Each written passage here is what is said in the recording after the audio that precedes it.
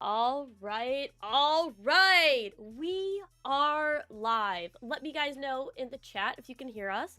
And if you can, welcome, welcome. We are finally doing our live react of the new One Piece chapter. We're going live a little bit earlier because many of you know that the reason we didn't do this over the weekend is because me and Hime did go on vacation, and we have a couple people asking us about our trip. So I thought that we would just go live, wait for a couple people to pop in, and kind of talk about Mexico before we jump into the chapter.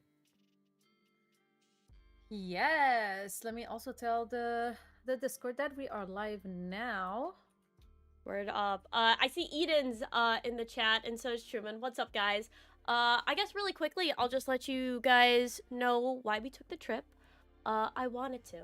I was very sick and tired of working, and me and Hime kind of scheduled this like right after Anime NYC, and I was like, I'm super tired. This vacation was very stressful because we kind of just did a lot of like drinking. So I was like, let's go on another vacation, but let's just do like a trip to Cancun. So we did. I got the hotel for a pretty good price. It was an all-inclusive. It was one of my first times ever going to an all-inclusive. So I just picked like one. I got a great price on it. We did some cool activities. We went to see like an ancient Mayan site in Tulum. Then we went snorkeling, and then we did like a sailing boat type thing, and went to Island Mujeres, which was very fun. But yeah, he may go ahead, say how you liked the vacation. I loved it. As you guys may know, Chestnut is my sugar mama. She paid for the whole vacation for me. It was also my birthday and Christmas gift together, so I was very happy. I really enjoyed it. For those who don't know, my birthday is on the 26th December, so it makes sense. But yeah, it was beautiful. It was my first time in Mexico. It wasn't my first time in a resort, but first time in Mexico. Beautiful. The people are so sweet. They're always ready to dance, party, and like I just love the vibes. Like the temperature was beautiful. The activities we did, the mangoes were so good, the ones we tasted. So yeah, honestly, I love it. I really, really enjoyed it. And I recommend, like, if you guys want to go to a resort or something, Mexico, beautiful country. Mexico was gorgeous. The weather there, especially in December, was really great. All of the people were super nice. I did think it Mhm. was very funny. Every single person came up to me speaking Spanish. Every single one without fail. That's so And true. I would just look at them, like I would just be like, and all I of them don't would just speak keep speaking Spanish. Spanish to me, and they were just like, they'd be like, take it back. I'm like, I'm sorry, I only speak English. And as soon as they heard my accent, they would be like, oh, sorry. Like, uh, I had like a lot of people because I mean, like, I am Hispanic, but unfortunately, I'm a no sabo kid, so take of that what you will. I do not speak Spanish. But I just had a lot of people like they would come up to me, and then they would say something, and then they would look, and it was very funny, and it was also really funny because my brother was with us, and the one tour guide we had, I shit you not, looked exactly like my brother, like same hair, same I know, facial right? hair, Yo, I same remember. I size. remember. It I was was like, when he spoke Spanish, I was like, this is how your brother would look like if he speaks Spanish. uh next time take me to Mexico. Okay, Jose. I will we will have to because I did not know Spanish. But it was very fun. It was just something to get away. I don't know if you guys know, but Buffalo right now is a solid -2 with wind chill. So it was very nice to get out of Buffalo. I think Canada's what, like 7 degrees Yeah, yeah. Fahrenheit. Yeah. And in Celsius is like -14, something like that. Us too. It's disgusting. You can see your breath when you're breathing outside. Like it's so cold, bro. Yeah, definitely not suitable for humans to live. But Yeah. fortunately, we are back. It is almost 45. So I feel like we do have to kind of get into the One Piece chapter. Seems like we got a lot of people popping into the chat. What is up, everybody? While we are reading the chapter, I know that this is a very controversial one. I know that a lot of people, especially other One Piece creators, we've been spoiled a bit, obviously. They have given their opinions. They have had very strong opinions. I would like to say that this is going to be more of an open conversation with you guys. If you have disagreements with us, I would just ask that you be respectful. We will be respectful back. And, you know, feel free to clip us. And if you want to, clip us. Just make sure we're being respectful, though. Put your own opinions and tweet at us if you guys liked or disliked, or say, hey, I dislike that. I think that we're going to approach this from a spot of not crazy crash out, but just a spot of disagreement. And I'd like to keep this a intellectual area instead of just people yelling, because I feel like we've had a lot of people just go back and forth and call each other stupid for disagreeing, and I don't think that that's right. I don't think that anybody is stupid for having an opinion. I don't think people are stupid for saying things are good or bad writing, because a lot of times people will have different opinions and they will see things differently, and I don't ever want to silence people on that. So like I said, very controversial chapter. We're going to get into it. Let's keep it civilized, let's keep it calm, and let's have a great discussion. Respectfully crash out. I may end up respectfully crashing out. Respectfully. Yeah. Literally. Literally. But yeah, I feel like we're ready. Yes. You wanna start us off, Hime? All right, cool. So we see here the cover art from Shonen Jump, the weekly Jump. Very cute. Everybody is in a chibi form. We even see Kagura Bachi on the bottom. That's very cool. But yeah, and manga. I forgot the name. That is irrelevant. And also Sakamoto Days. Okay, that's so cool. We see very cool stuff. All right, beautiful. Now, Did you say cover art relevant? page. Which one? Yeah, Which one was irrelevant? You know, the left, right. Sorry, on the right side, the one who drew who made Tokyo Revenger. He made a new manga and it's so irrelevant. Nobody's talking about it. It's on the far I right. know. Yeah. It's on You the were saying. far right. I thought you were saying about like I think it's Roboco. It's like the comedy one. That's like the dollop at the top. I think that one is funny on occasion. No, I didn't. Oh no, I didn't even. Not that one. Obviously not that one. I was talking about Tokyo Revenger. No, yeah. That's yeah. all right. Well, yeah. All right. So we see also this beautiful art by Oda, and it's like featuring Frankie as a big robot or a big spaceship. I'm not too sure. And there's like the straw hats on top. Oh my god, I love their clothes. I love the designs. What the hell? You and Nami and Robin looking crazy good. I love this. What the hell? Yeah, I like this. I think it's really good. I think Oda's artwork is best in color. Yes, I agree. It's one of the reasons why I wish that they would just do an official like colored manga along with, and like just release it on Shonen Jump like a couple weeks afterwards. If they did that, I would probably just wait to do like the colored manga releases. Because I mean, you could just tell like color just makes Oda's art so much better. He's great in black and white too, don't get me wrong, but stuff like this, especially with like how detailed the Frankie stuff is and how he's able to get such great shading and stuff, especially like right underneath the water, you can see like a lot of the like refraction. The metal just looks like metal, you know what I mean? Like he's just so talented in that way. But yeah. Oh, this is beautiful. I love it. Wow. Crazy good. But wait, hold on. Am I crazy? But where's Chopper? Oh yeah, okay, I found Chopper. Because it's Chopper's birthday, by the way. For all the Chopper haters, you guys are weird. Chopper is cute. Anyways. Okay. Yeah. Sorry, I had to let it out. This is for you, Jay. Anyways. So let's start. Chapter 1134, The Owl Library. Owl. Owl Library. Sorry, guys. Coming face to face. So we see Luffy. Old man Soul, I heard you helped one of our fledgling back in the day. I really appreciate it. We're in your debt. Allow me to introduce myself. Let me just read the little thing. He's using Edo era Yakuza talk. The upward palm gesture is an anarchic greeting. Okay, cool. Who the heck taught you that routine? And he's like, nobody. This is Luffy. He's like, diddy shi. I know the fella's word I know the fella's word famous. But hey, look like you found them after all, Robin. Aww. I forgot how cute that reunion was. Yeah, just like you said, I actually found them. People willing to accept and protect someone like me. True friends. Very sweet. Right.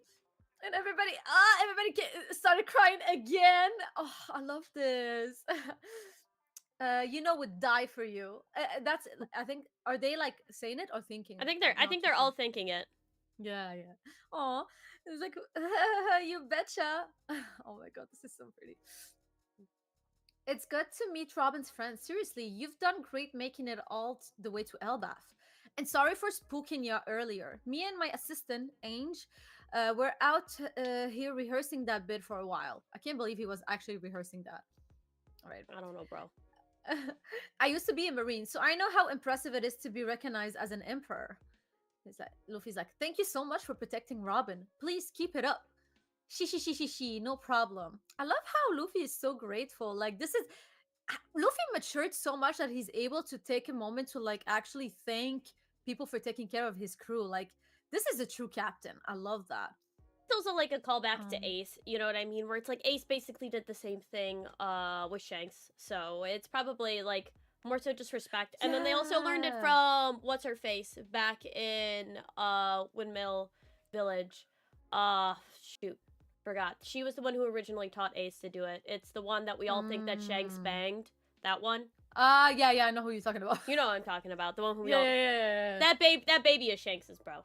That For little real. baby is Shanks's. But yeah. For real. So it's respect thing. I do think it shows a lot of maturity on Luffy's end, and Mm. I do like his character development. He has been becoming more of that leader character, more of an Ace-like character as time goes on. Yeah. But yeah, no, very interesting. Then we have Lilith, who's just jumping. She's like, "Hey, Soul, it's me." He's like, have we met? And how the heck are you flying?" And Lilith is like, "I'm Vegapunk." And he's like, "Huh?" Your turn. All right, I feel like we're getting to it. It says, "You sure you want it now?" "Yeah, sorry for the trouble. Here, allow me." "You asked me to bring it from Egghead. What's inside, though?" "Inside? Why, it's one of me." "Another Vegapunk?" "Yeah, but this clone's different from the satellites. It's a perfect copy. I used it to visit the island 20 years ago." "Huh?" "Stella couldn't exactly leave the lab for months at a time without the government dogs noticing. Now, now then, let's stop dilly-dallying and get to it. I've already added the cultivation fluid, but we won't be able to do a safe extraction until I make the necessary equipment. That's why I intend to build a new lab right here." All right. Wait. I'm confused about something. Mm-hmm. How did they get this clone? Like, when did that even happen on Egghead? Weren't they like flying for their lives, like running for their lives to escape? When did this happen? Like, this is big. Like, you can't just put it in your pocket. Like, am I missing a part in Egghead where this happened before we even get to this? I do not remember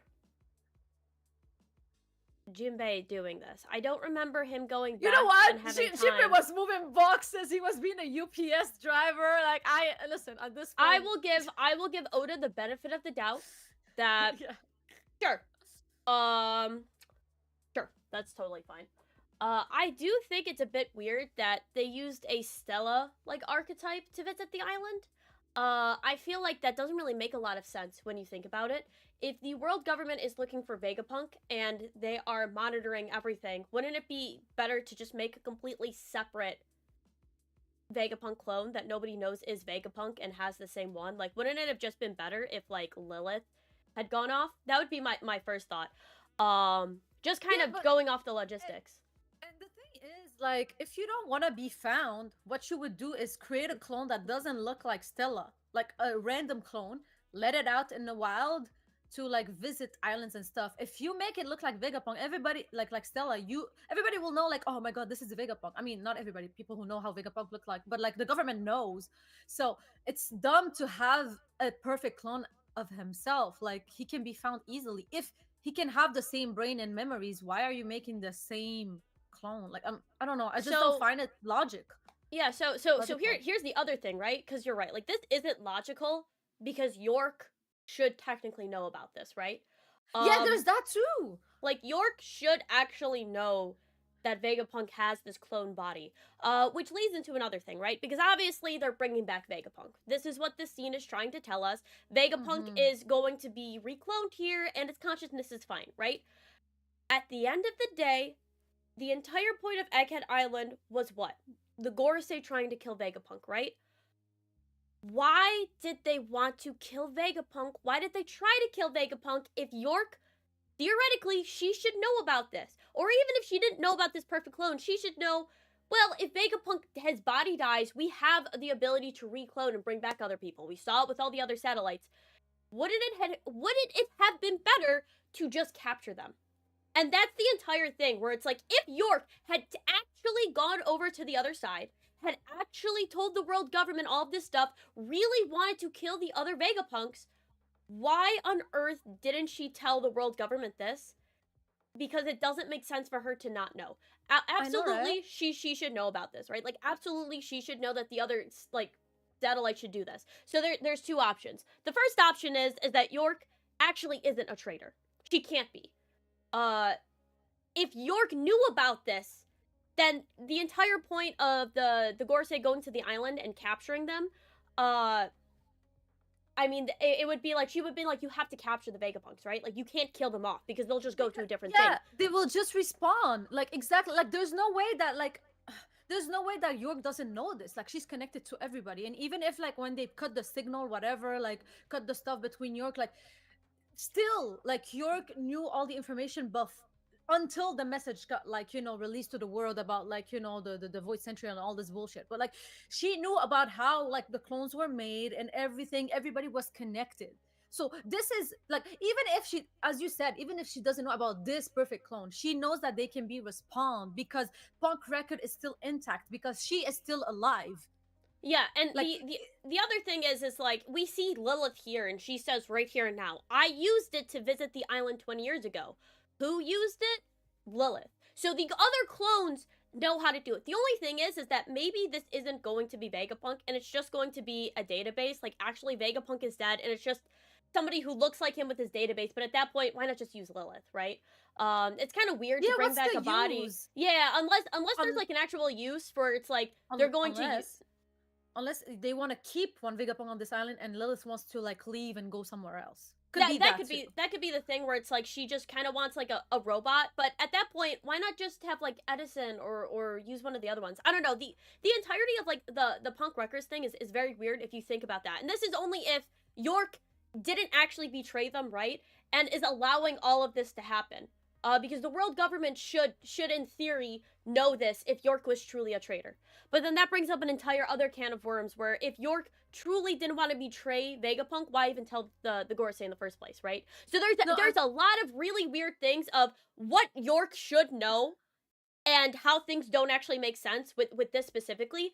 If York is a traitor, none of this should be possible, right? Like, this should be impossible because Lilith wasn't in on the plan. The only people who knew about York's plan, right, were Shaka, Edison, and Stella Vegapunk, and they erased their memories, right? So it's like, theoretically, like they should all be out. That's one of the reasons why the government wanted to kill all of them, why York wanted to kill all of them, was because she wanted to be the only one left. So this entire thing about like cloning and having the intelligence, you should just kidnap them, right? Like, you would just need to kidnap them instead of killing. And honestly, that probably would have made Egghead like even better, right? If you had to kidnap the Vegapunk instead of killing and he ends up dying.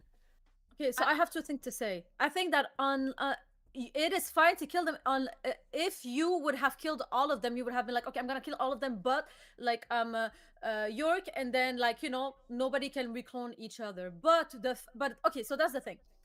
Kidnapping them is smarter because, as you said, at least they won't be able, like, to reclone them unless you can transfer over from anywhere in the world their conscious to another clone and deactivate that clone from a distance. But we don't know the logistic of it, so here it's only theories here and there. Okay, so maybe like killing or kidnapping would have been the same at that point. But still, what I don't understand is why does Stella, this clone of Stella, needs Lilith to be reoperated to have, like, let's say, real or fake Stella, doesn't matter at this point. We're not at this point in the conversation. Why this one needs Lilith, but the others just spawned out of nowhere in the clouds? Nobody like clicked any button or did anything to spawn them. How did the other Vegapunk spawn by themselves? Why this one needs Lilith, but the other ones just, like, magically woke up and attached themselves to each other? And why Stella didn't spawn with them? Why? Like, this is my issue. This is a loophole. This makes no sense to me. So let me do the super chat first. So Tarek Matthew with the $2. It's a clone. It's not the real Vegapunk. Yeah, we know it's a clone, right? But if a clone functionally has everybody's thoughts and memories and emotions, right? Like if I make a clone of myself and it's basically the exact same, and I die and the clone is there, I die and the clone is there, right? The other thing is that somebody in the chat said that, well, all of the satellites like Lilith and York, they're 2 years old. Yes, but Lilith knew about this, right? That's how she was able to grab it. York should theoretically know about this. So my thing is, why even kill off the Vegapunks? Why even destroy them if York knew that they were going to come back? Like, especially with like Shaka, right? Wouldn't you want to damage their body? And that would be the thing, like, you would want to damage the other satellite's body, because you know that you could, like, replace them and heal them in case something went horribly wrong. But you would want to damage them, keep their consciousness inside, and kidnap them and put them in jail. Impel down level 6 would have been much better for the Vegapunks, because number one, you could dismantle them, basically, and put different parts on so that they couldn't escape, right? 2, their consciousnesses couldn't be sent off to different areas, so you would have them contained.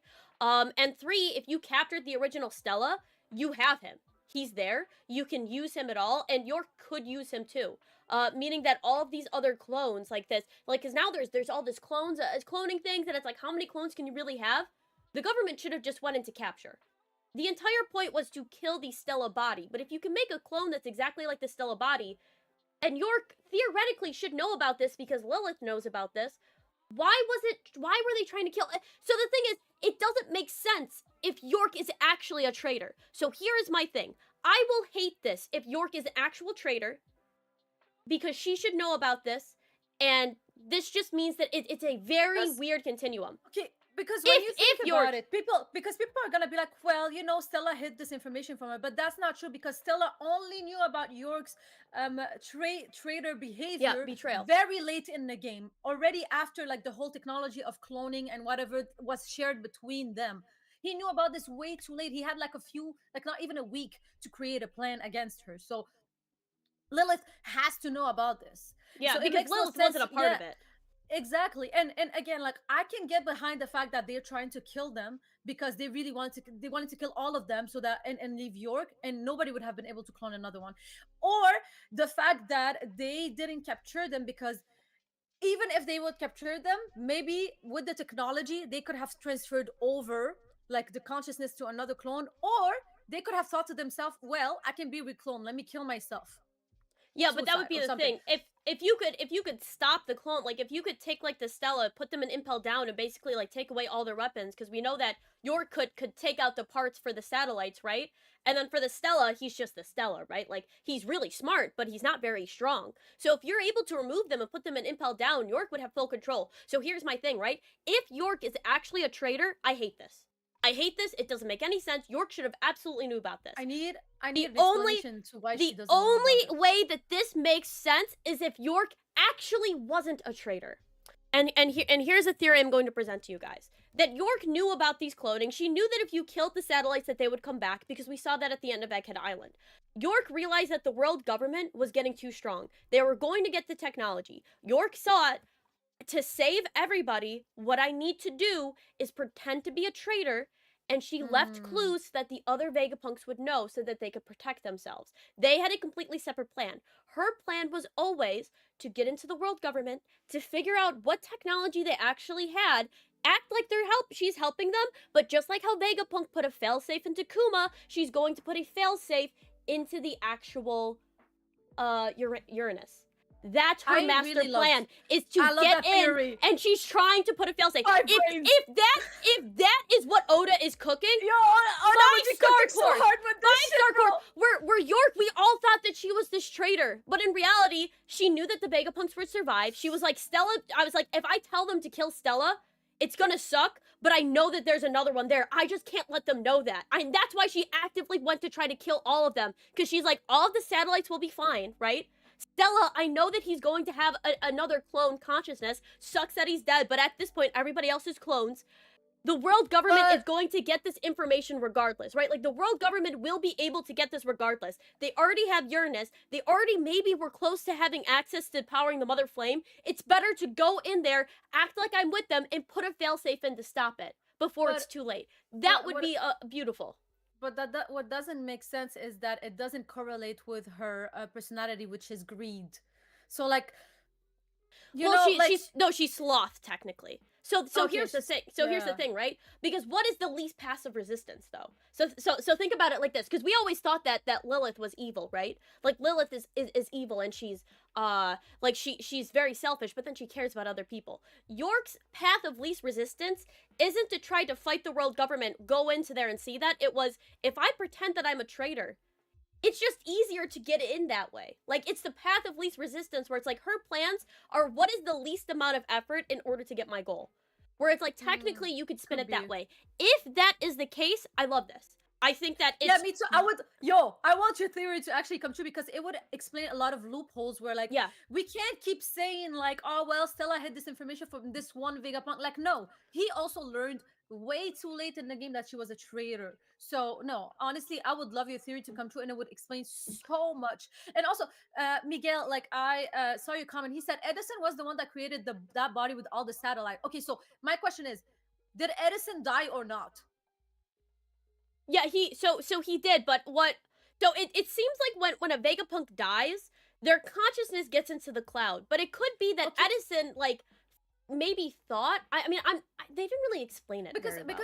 because the thing is, I remember all of them dying but Lilith and York, obviously. So even if their consciousness was fine, like, in the brain, in Punk record, how did he, like, in the consciousness of this place, like, he just created this clone of everybody, like, just out of his consciousness in an abstract way? Like, this was not explained. It makes no sense. But that's why. So for example, why isn't Stella, with his consciousness inside of this brain, also, like, recreating himself? Or why didn't they recreate him? Or why didn't he spawn with them? This is what doesn't make sense to me. I Why would is think Lilith here needed to do that? Like, I'm just trying to understand this. I feel like there's something missing. Like, the this wasn't explained. I think the thing is Hime is that all of the Vegapunks like Lilith is a robot, right? So like even though she looks like human, it's just like a biological robot. Where Vegapunk is like a clone. Like this is an exact clone of him. It's not a robot, which is why they need this weird biofluid where it's like he needs to be specially reawakened because it's an exact one-to-one clone, right? That would be the only explanation is that this isn't But just a matter of moving his consciousness because technically his consciousness is still okay, alive, but right? With Lilith. when you think about it, Stella is not the whole Vegapunk. He's just one, like a division of them. So Yeah. he's equal to them in a way. So, like, why is he the only one who needs special treatment when all of the others? Because he was the original. But you see, that's not explained anywhere. Like the fact that we have to create our own theories and our own, like, conclusions is what, like, makes it a bit like, I just don't like it. I just don't like how, like, things are not explained correctly, and I just feel like there's many loopholes to this. Like, a lot of things just doesn't make sense to me. I would say for One Piece logic, it is the path of least resistance. Uh it But is you the see what I mean? Like, it's I just know like, what you mean, but I think you're thinking way too hard into this.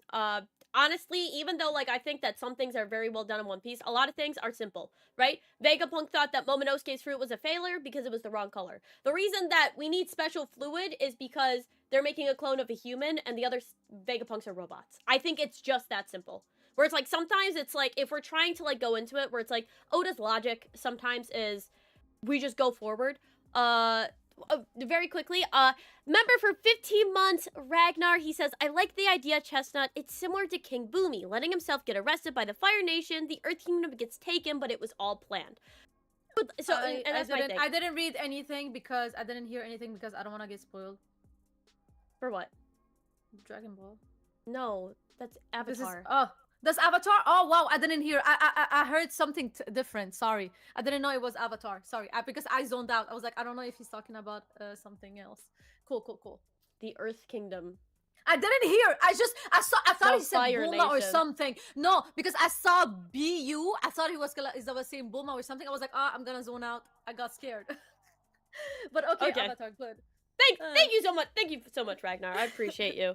What's up, everybody in the chat? Hope you guys are enjoying the stream so far. But yeah, so this is the first controversial thing. Obviously, me and Hime would want a bit more explanation on the Vegapunks. I think Yeah, that's something. just like first of all, how is Lilith that is aware of all of this not doing shit unless like where somebody also were to comment like she's not a traitor, she's just like trying to like become a celestial dragon, but like if the world government learns about this and she didn't tell them, she will get obliterated, like Yeah. so So it doesn't make it makes sense, no right? sense. It makes no exactly. So that's the first thing. Second thing, my own thing, my own problem, which is not Chestnut's problem, where like why Stella needs that and the others just spawned out of nowhere. Also, since Edison died, how did he just create the clone from just pure consciousness? I need explanation. Me, I'm a very logical person. I'm a software engineer. I need explanation to everything. Otherwise, I just don't like abstract stuff. But yeah, but now I think we can go to the next controversial. Yep. So I think with this controversy, we said if York is actually the traitor, this makes absolutely no sense. She should know about it. If York isn't a traitor and is the double agent for the world government, 10 out of 10 chef's kiss from Oda. I think that yes. I think after reading this is exactly what is trying to be set up. I will say it does just very quickly, so there is one other thing that I would like to talk about before we move on from this. Oh yeah, and yeah, it's the fact of Vegapunk getting brought back. And I do think that even with the York thing, where I think it would make a lot of sense with York, right? It would make a lot of sense if you're thinking about it like logically. I still don't want him to come back. Like, I still do not want him to come back, and I do want to liken what happened to Egghead to another anime. And just very quickly, hear me out, guys. There are two characters that had a very similar thing. One is from One Piece, obviously with Vegapunk. The other one is from a different anime. Both of these characters were very well regarded. They were built up throughout their series. Each of these characters had a very impactful moment, and both of them had a fantastic speech before they ended up dying. One of these characters died, and then has an ability to basically be brought back. Same consciousness, clone, whatever. Obviously, that's Vegapunk, right? The other character had a way to come back to life, right? It made complete sense within the story for him to come back, but he didn't, and he ended up staying dead. And because of that, this character is well regarded as one of the best anime characters of all time. For if people still haven't figured it out, the character I'm talking about is Erwin from Attack on Titan. I don't think anybody would ever say that he should. I mean, some people are like, it'd be different if he came back, but nobody's like, he should have lived in the series. Because his speech was so impactful. He had so much impact because he died. And the thing is, it made perfect sense for him to come back. They could have brought him back by giving him the Titan serum and having them eat Bertolt, right? They would have made perfect sense if that would have happened. But they didn't, because it was more impactful for him to stay dead. And I think that because of that, Attack on Titan has this character who had this fantastic speech, who had his final stand, and it stood that he was a testament to human survival. And Vegapunk could have been that same character.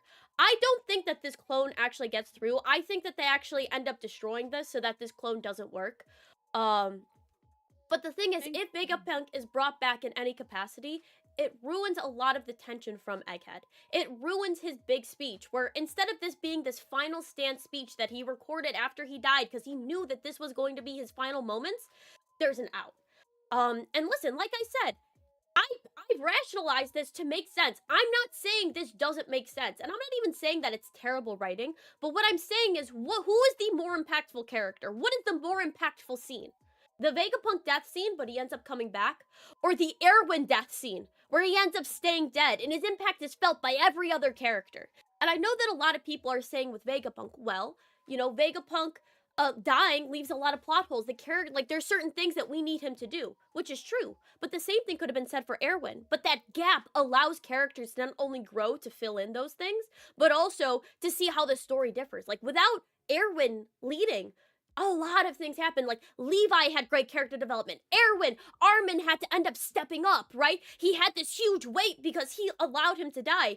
if Vegapunk comes back with Sanji, like, what was the point of Sanji doing this? Like, Sanji doesn't have this motivation, you know what I mean? To, like, I won't ever let somebody die again. With Lilith, it's, well, Vegapunk can come back, you know what I mean?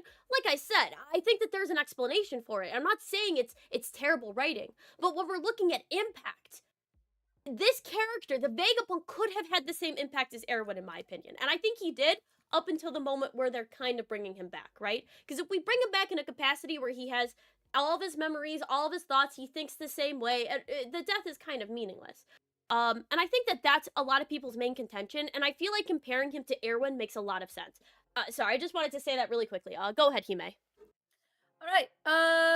Thank you, Jack. Like the braids, I had to take them off because I had to like scratch my head, and I was just tapping too much. I was dying. But thank you. I'm glad you enjoyed them. He's talking about the braids I had in Mexico. If you want to see them, go on my Instagram, Twitter. Anyways, so back to the chapter. So I have a bit to say. I'm gonna try to say it fast. So in the case, this is very important. In the case, this is the same Vegapunk Stella coming back with the same consciousness. This whole, what I'm about to say is only in the case that the original Stella comes back. Okay? Just like the other Vegapunks came back with their original personalities, this is, what I'm about to say is just in case this is the actual Stella, not a clone that doesn't have his personality. Okay? I just want to make sure out here. So, I fully understand. It makes absolutely sense, logical sense that like Vegapunks can be brought back.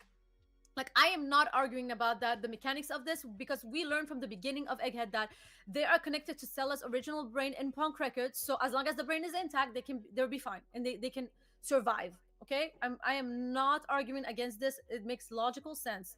Okay, but I myself cannot bring to enjoy it for personal reasons. I just really enjoy the emotional like aspect and impact of death that a character leaves in a series, you know, a bit like Ace, stuff like that. I think that like when you look back, it's so nostalgic. It's just like it has such an effect on me. This is my personal preference. And having Stella, you know, and you know, one part of Egghead that I really really enjoyed the most and that spoke a lot to me for personal and spiritual like reasons is when Stella was just like, you know, he was reading the letter to himself and he was trusting himself, his past self, to self-sacrifice, to and he literally just believed himself and he went through it. It was so deep and beautiful. He just trusted like himself and just like self-sacrificed.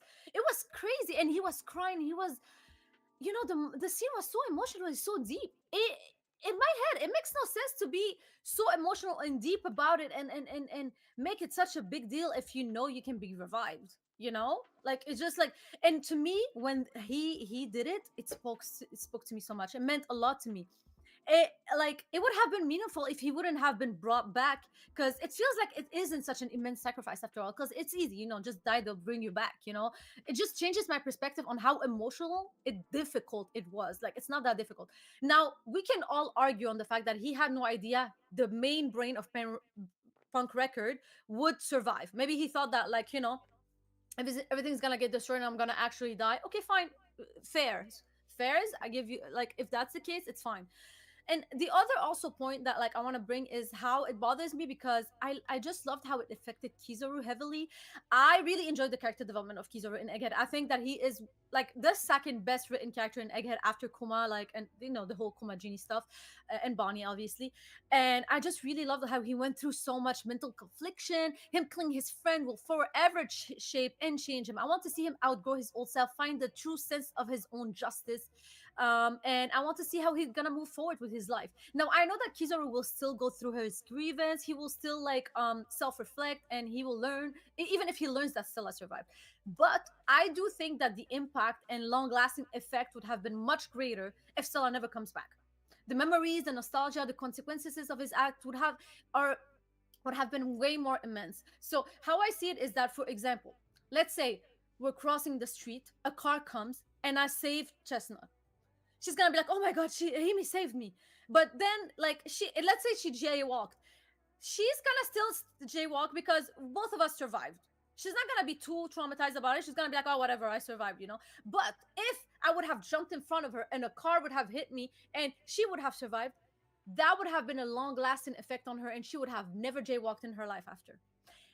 I can even speak from experience. I got hit by a car by crossing the street because I jaywalked, and ever since then, I never jaywalked because I got hit by a car. It took me getting hit by a car, getting almost hit by cars didn't stop me from jaywalking. So I think that like there's like a limit where like there's like a little fine line where like death could really have long lasting effects. If if somebody doesn't die, sometimes you're just like, oh well, they survived, it's fine, you know, I don't need to like work too much on myself or like change my mentality. Now some people do change their mentality, don't get me wrong. I just think that death has way more impact. Okay. And again, this is entirely from my own perspective. This is how I would be affected by death. Again, I'm not Keezer, I'm not anybody in the series. I don't know how they are affected by death exactly, but I'm obviously self-projecting. But I'm projecting because I'm trying to understand how these characters, I'm trying to relate to them as a humans, because this is how emotions work. And even if this is fictional, it's still a logical story and it's written for humans consumption. So it makes sense for me to try to rationalize how these characters would um, react after these events. Kiza and anybody else could, Kiza or anybody else could have been written in a way where it doesn't matter. But me as a reader, I think how I'm analyzing the emotional development, it has to be logical. So again, this is all just this is all just if Stella actually comes back with his same consciousness. If this is a clone and it's not the same Stella, whatever, fine, I'll brush it off. It doesn't matter. Cool. He's here just to like operate the lab on Elbaf while Lilith do her shit. I don't know why you would choose the same physical appearance if it's not really him, but it's fine. Whatever. I just hope it's not the actual one. That's all. So I agree with that. There's a difference between sacrificing yourself and getting a couple scratches. Like if a tree branch falls down, I scratch myself, my arm gets all messed up, but I save Hime, and she's gonna be like, wow, she injured herself to save me, right? But imagine if the tree branch hit me and I died, sacrificing myself for Hime. There are two different types of sacrifices. Death is a permanent sacrifice, and I think it is a big issue for Oda. I dislike the amount of fake out deaths, and it's not like this is one of the only ones. It's a trend. Some people will say that, well, fake out deaths are they're fine. They don't ruin stuff. They do. You could say, well, it's only with background characters, Ashura Doji, and blanking on the other one's name. I know, so impactful. The Whitebeard pirate who had the guns, totally blanked on their name.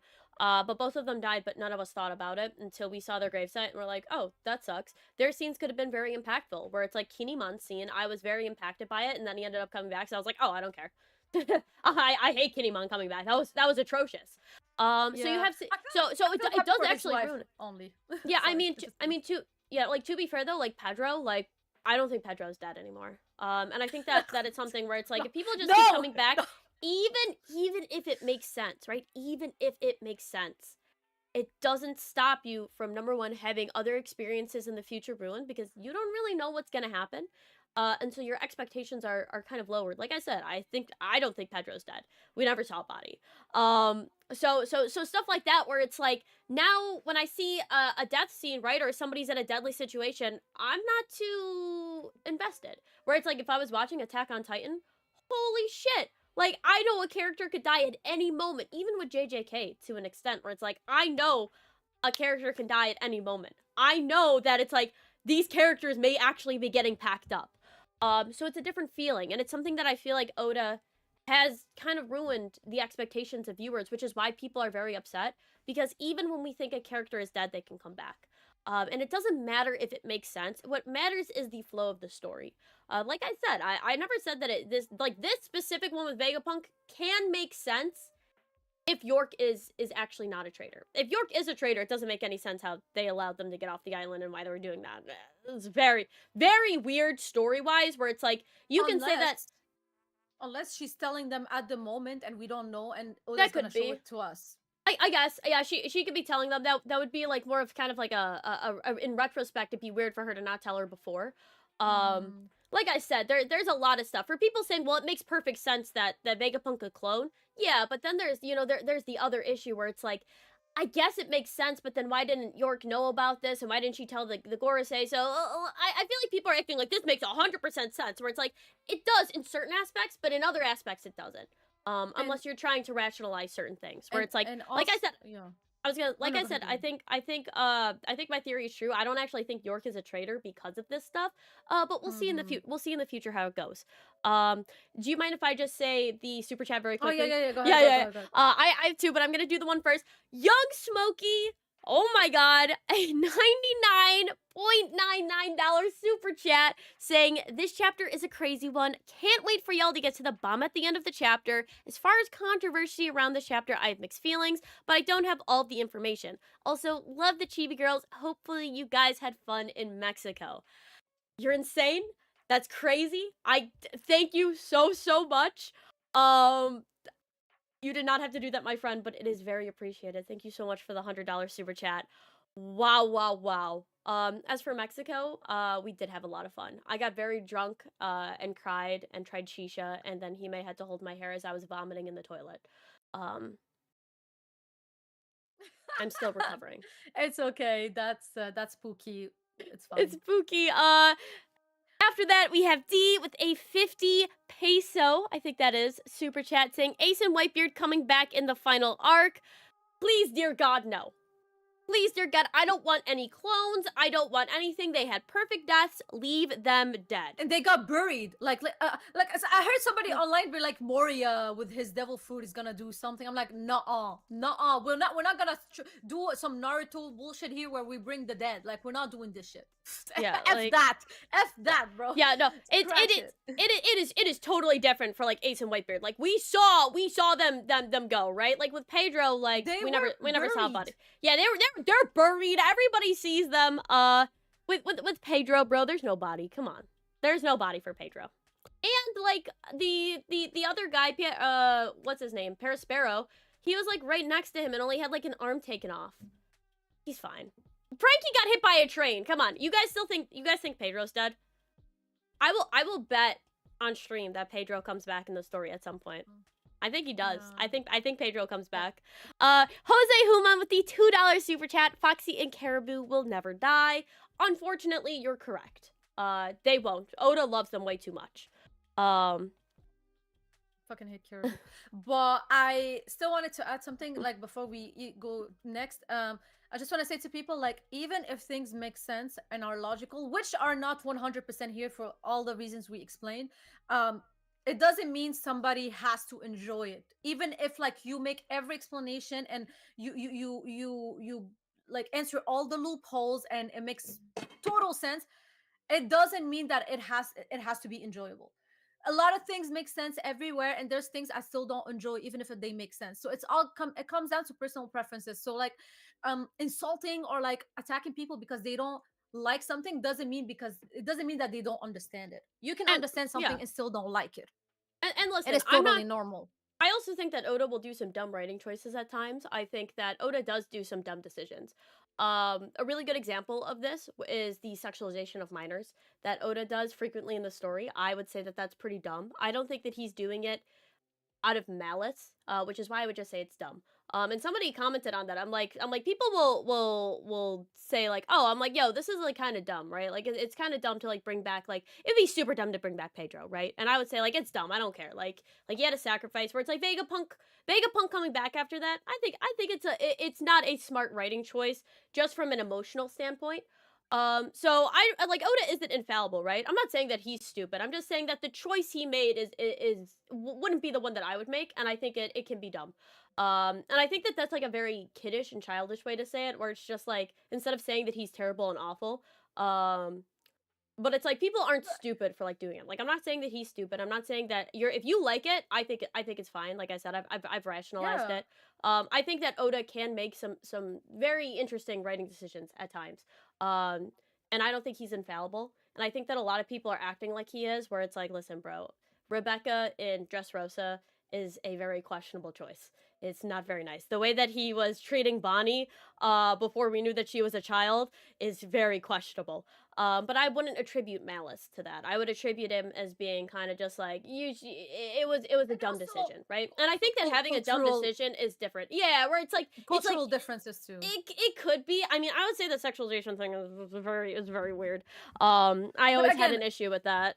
I But agree. But I think like because I don't live in Japan, I can't really relate or understand if it's normal over there. So I there's that even too. even even still, I wouldn't. I have a very different opinion. I guess it's also from life experiences where it's like I do not. I don't I never know. said I'm okay with that. I'm No, I explaining. didn't. No, Oh, okay. No, I under.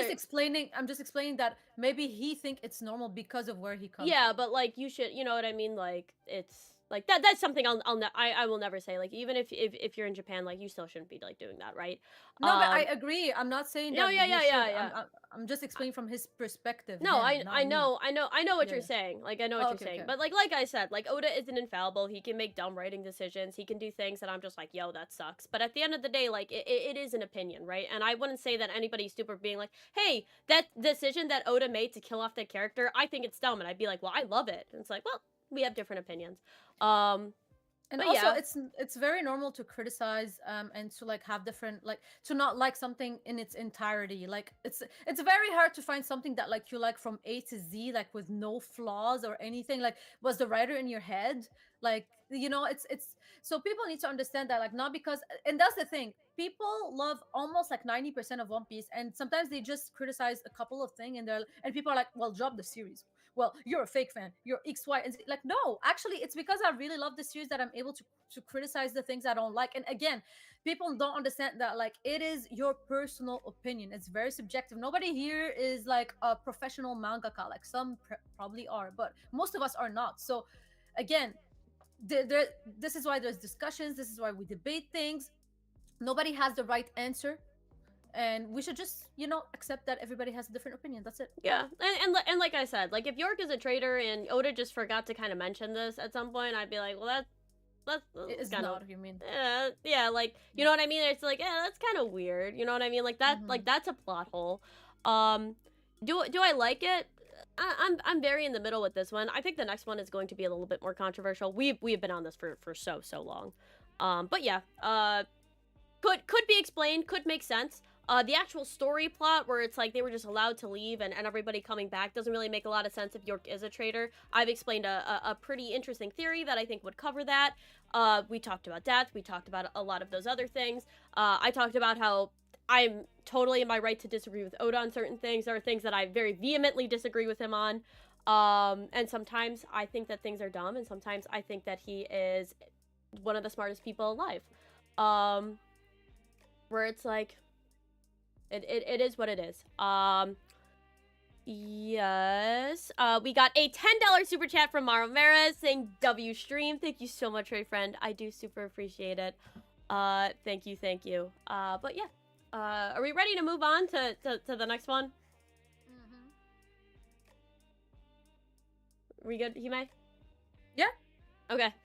Oh yeah. So we'll go to the next one. It says, Lilith, will that make it possible for you to help Papa too? That's the plan, Bonnie. Oh, I forgot about this. Do you guys know that I completely forgot about Bonnie's existence, bro? Like, after Egghead, I was like, oh, this is Elbaf. Let's go. Bro, no. This is actually might be my little crash out Hime moment. I absolutely, definitely, immensely don't want Kuma to come back to life. I think it is so useless. Like, I understand, like, oh, you know, for Bonnie, for her childhood, whatever, blah blah blah, but like, it just feels like everything he's done, all the sacrifices he's done, were just like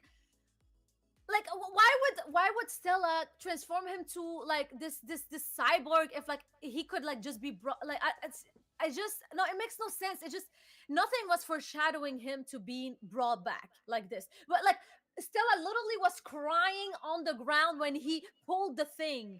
If he knew he could be brought back, why was he crying so much and like having this whole turmoil? Like, it just, no. Kuma stays dead. I don't care. Kuma has to die. To make his character flawless and beautiful and a beautiful closure, he has to die. I don't care. I can't, bro. I can't. I will be completely honest, right? A lot of people will say that One Piece is a dark story. I've seen this all over. Every single person says One Piece is dark just because it's goofy. It has these dark emotional things. Here is my take on this. If you have a story like Kuma's and he has a very dark past, but end it with everything has a happy ending, at some point you can't call yourself a dark story, and we have to realize that One Piece is just a story about silly, goofy pirates. It kind of gets into the moment where it's like Fairy Tail, right, with Makarov. Makarov should have died, right? We all know that Fairy Tail brings back characters, and nobody dies, and everybody has their like happy endings. I think like Zareth is the only person who ends up getting kind of killed in the end, but even still, it's kind of just like with Fairy Tail. Nobody would ever say that it is dark, even though it does have scenes that are very dark and gruesome, because in the end, everybody has a happy ending, right? And I think it's kind of getting into the Fairy Tail thing, where it's like, well, you know, this makes sense because we need this character for this and this character for this, and it's like, yeah, sure, but the fact that you're just gonna be able to heal Kuma up, I don't think it happens. I actually don't. I actually don't think that Lilith does any of this. Reading this right now, it seems like that's her plan, but I don't see this happening. If it does happen and Kuma is just 100% healed, it would be very weird. It would kind of ruin a lot of the undertones where it's like he sacrificed everything, right? And it's like, at what point do we actually see somebody sacrifice everything in the story other than Ace? Where it's like, if somebody's like, if we are in the story, right, and this isn't, well, you know, we need this, or it's like for plot progression, it's like, the characters aren't plot points, right? Like, characters have this emotional buildup. If we have a character like Kuma, right, and he did the ultimate sacrifice, he gave away his humanity, he is nothing more than a robot. We have a character like Vegapunk, the ultimate sacrifice with death, right? We have a character like Pell, right, who gave the ultimate sacrifice, sacrificing his life. We have characters like Ashura Doji, who did the ultimate sacrifice. Character like Kinemon did the ultimate sacrifice. And there's only a character like Ace did the ultimate sacrifice. But then you start noticing where it's like, well, some of these characters don't actually make the ultimate sacrifice. Some of these characters get brought back, and it's actually more characters getting brought back than making that ultimate sacrifice. Death is the ultimate sacrifice, right? Death is the sacrifice where it's like there is no coming back from. And Oda originally did an interview where he said, like, I don't kill off a lot of my characters because I don't like killing off a character before I'm done with them. Like, I don't like putting them into situations where they die, because I want to bring them back. And it's like, it's obvious that Oda doesn't really put his characters in a lot of those things. And I don't think you need death to create tension. And you really don't. Death is not the ultimate end-all be-all. A lot of stories like to think so, but a really good example would be Enies Lobby, where it's like, Enies Lobby, there was nothing where it's like Robin was going to immediately die, right? It was the fact that she was going to be taken away and that they would be separated. That was the main contention. It's why Enies Lobby is so good. There was really nothing about like death where it's like they were like, oh, the Straw Hats are gonna die, right? But it was more so about them losing, right? And not being able to rescue Robin. That was the main contention. You do not need death to give your story that grit. But if you use death, you need to either do it or you need to just not. Because if you do this half and half, where you bring the characters back, then the sacrifices become minimal. It's the same thing that happened with Kinemon versus Ashura Doji. Kinemon makes this crazy sacrifice. We have it. We're like emotional. There's this crazy speech, and then he comes back. And then he comes back. Ashura Doji does a great character introduced, and he dies, and nobody cares because everybody thought he was coming back. It's the same thing with keep forgetting his name, the Whitebeard commander, with the guns. He did like this great sacrifice. We've actually known that character for a while, but I didn't even think he was dead. And it's like we have these characters that are coming in and they're sacrificing. Like with Pedro, right? He made the ultimate sacrifice for them to be able to get away. Like Carrot became a better character because of that. Imagine if he comes back. And I think that there's a good possibility that he does. It's kind of the same thing with Saul, where it's like Saul made the ultimate sacrifice to protect Robin and then ends up coming back. And regardless if it makes sense, because listen, a lot of the times the characters, like, if you're able to write in a story, these things will make sense, right? But it's more so not that, oh, well, from a story standpoint, this and this happened, and therefore this could be possible. Yes, you're correct. But it's the same thing where it's just like, should Neji have been brought back in Naruto? Because Naruto technically could have healed his body with Six Sage, right? Might Guy have been saved by Naruto? He was just able to save him after he opened up the last gate, right? Where it's like, it kind of gets to the point where it's just like, why even do it then? Why even put us through that if there's not going to be that tension? And I think that that's kind of the main point where it's like, does it make sense? Yeah, and I think a lot of people would say, and I wouldn't argue that it makes sense, but I do think that the decision is wrong to bring back certain characters. I understand it makes a lot of Oh, people feel good when characters are brought back. I'm so sorry, Hime, I'm just rambling. mm. I understand it makes a lot of people feel good when characters get happy endings, and I agree. I want to see certain characters do. But if somebody had already made that ultimate sacrifice, we can't just keep going back to them. Even if it makes sense that they came back, if we continuously go back through and we have them do the sacrifice, but then they can come back from it, then there is no ultimate sacrifice anymore, right? Then it's just regular sacrifice, well, they can come back. And it takes away that emotional depth that you would get from those scenes. It's not from a plot perspective, it is from an emotional storytelling perspective, the tone and mood of a story, and we can see that it's different because of these fake out deaths. So sorry, Hime, go ahead.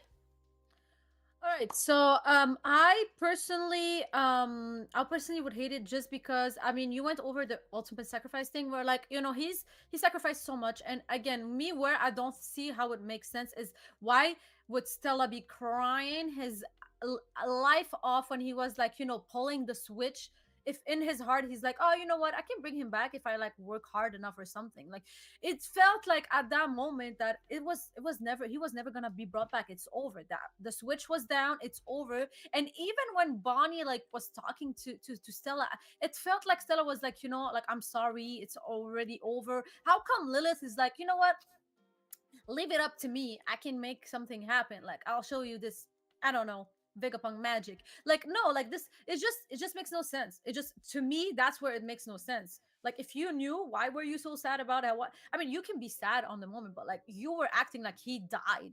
And also I know a lot of people are like, well, you know, Kuma's consciousness is not completely erased because he was able to save Bonnie at that moment where Vegapunk was not able to understand what happened. That's fine. We see even in back in what is the name of that arc? The arc of Halloween. I call him the Halloween arc. Oh, Thriller Bark, Thriller Bark. Yeah, Thriller Bark. Yo, we see even back in Thriller Bark the actress Cindy, I think that's her name. She also get her Shindri. consciousness back. Yeah, Sindri. She also gets her consciousness back. For a split second where she goes against like the doctor. So yes, I understand consciousness can come back. This is like the beauty of One Piece. Like stuff like love and your will are way beyond any other type of power. But we know for a fact that Kuma's, his, at least his 90% of his consciousness is not there. So, and also we know that all of his memories were back in the lab, in the big paw. So Yeah, so it's like, what? what is Lilith exactly bringing back? So if you're telling me Lilith is just, you know, repairing the robot to be able to like just stay alive, but he is still a robot with like just maybe 5% consciousness, I would be like, okay, that makes sense, but at this point just let him die, you know, like just let him die. But if she is able to bring everything back from the memories that were left on Egghead, plus his consciousness that already faded, it makes absolutely no sense to me. I don't care what logical explanation, scientific explanation Oda will come up with. I just think that for me, it will just be like how you call it, you know, when you just like plug in justification here and there just to make it make sense, but like it just I don't know how to there's a word where like you know, like, oh, they made it happen, it just worked, you know. I don't know what that word is. Oh, I like just don't. kind of you're thinking Yeah. things just kind of happen and it's like, oh, everything worked out No, like a yeah, Deus yeah, exactly. yeah, like Exactly. a Deus Ex Machina, where it's kind of like this other godly power where it's like, oh, things just worked out and we're all saved in the An end. aspel, an aspel. I would see it Oh, as an what? aspel. Yeah, I would see it as an It's aspel, bro. Aspel. Yeah, even if it Yeah, makes sure. sense, it's an aspel to me. And also like, I'm sorry, but like I personally, again, this is now here I'm talking about personal experience, like me, personal like preferences. I yearn and long for another Ace death. Ace is my favorite character for a reason, is because his closure was so well done. It was so impactful. It changed generations with Whitebeard's death as well. Like I can't even remember another death like that. Why can't we have something like that happen again? I think that it makes the story so much more beautiful. The stakes are so much higher. Like let some of these important characters die, Like it's not like if Kuma dies, like the story ends here. In fact, it will probably like make Bonnie maybe want to grow as a character, maybe join the Revolutionary Army, something happen. Like it's not like the story cannot progress without him. Like I understand maybe Stella needs to stay alive for the story to progress. He is an important asset, but like Kuma can actually die. We can progress with the story without Kuma, and it would make such a beautiful closure for him. You know, and I want to get to another point where like the problem with all of these whatever you want to call them, fake out death, or like, you know, revive logical revival, logical revivals, is that every time a character is about to die or dies, I will never feel the same way I felt about Ace and the other characters after him, because there's gonna be like a thought in my head where like, oh well, I'm not too sure if that character is actually dead or that character is actually dying. So I will not be enjoying the story the same way as before, because now I have this whole brainwashing that Oda did to me, where every time a character is dying, I'm like, well, I'm not too sure if I should be sad because maybe he's gonna be brought back, or he's actually alive. So it's kind of ruining the future reading of this series for me in a way. I will still enjoy One Piece, but he's taking off the impact of death, because I will never think that like a character is actually dead until like maybe an arc later, you know. Yep, and I think that's the thing. It's like even if stuff like makes sense, and it's like nobody's saying like, oh, Oda is stupid and dumb and doesn't know how to write, right? Like he's a horrible writer No. who's doing this. But it's like, yeah, in my opinion, it is a dumb decision to bring back characters who should be dead, because it hurts readers' enjoyment and it ruins the impact. I dislike that decision. I don't agree with that on a personal writing choice. On a choice where it's like there are other stories, like in JJK, spoilers if you guys don't want to be spoiled for the ending of JJK, Gojo dying is impactful because he's dead and he never came back. And regardless of how much of a Gojo fan and how much I wanted him to, I was invested every chapter because I knew. And it's like when he died, it's like that scene where he died is impactful. And on a reread, it is still impactful. Where a Vegapunk or a Kuma scene going back, it's impactful. But if he just gets better, if I know in that Vegapunk scene where he's pulling the trigger that he comes back, it does lessen the impact. So maybe on a first read, you still get that impact, right? But on a reread and subsequently, where it's like looking back on it, it can ruin it. And I hate when things are ruined retrospectively when we're looking back in the past, which is why They're also I ruined dislike in the it. future now. Yeah, and Because that's the thing we where don't it's like feel the same in the way. future, and you called it like an ass pull to just bring back characters and kind of write it, where it's like I wouldn't agree that it's like an ass pull. I would say it's more just No, like just for Kuma, just for Kuma, because for Kuma, I would say it would be more of a retcon than an ass pull. That's what I would say. because I don't think it's like yeah. I don't think he's just like Oda's just like he's better. I think No, it's no, more no, just like retroactively trying to be like, well, even though Vegapunk did this, if I do this and this and this, and maybe I just missed this, and Vegapunk missed this during this time, and therefore he can come back. It's more of a retcon, right?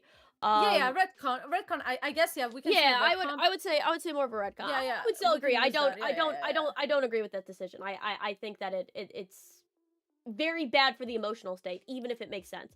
Because emotionally, that's one of the reasons why we watch One Piece, right? One Piece is a very emotional story. We get invested because of our emotions, right? Like the best moments of One Piece is us crying over what? The death of a ship. Imagine if the Mary comes back. Why are you crying over a ship if it comes back?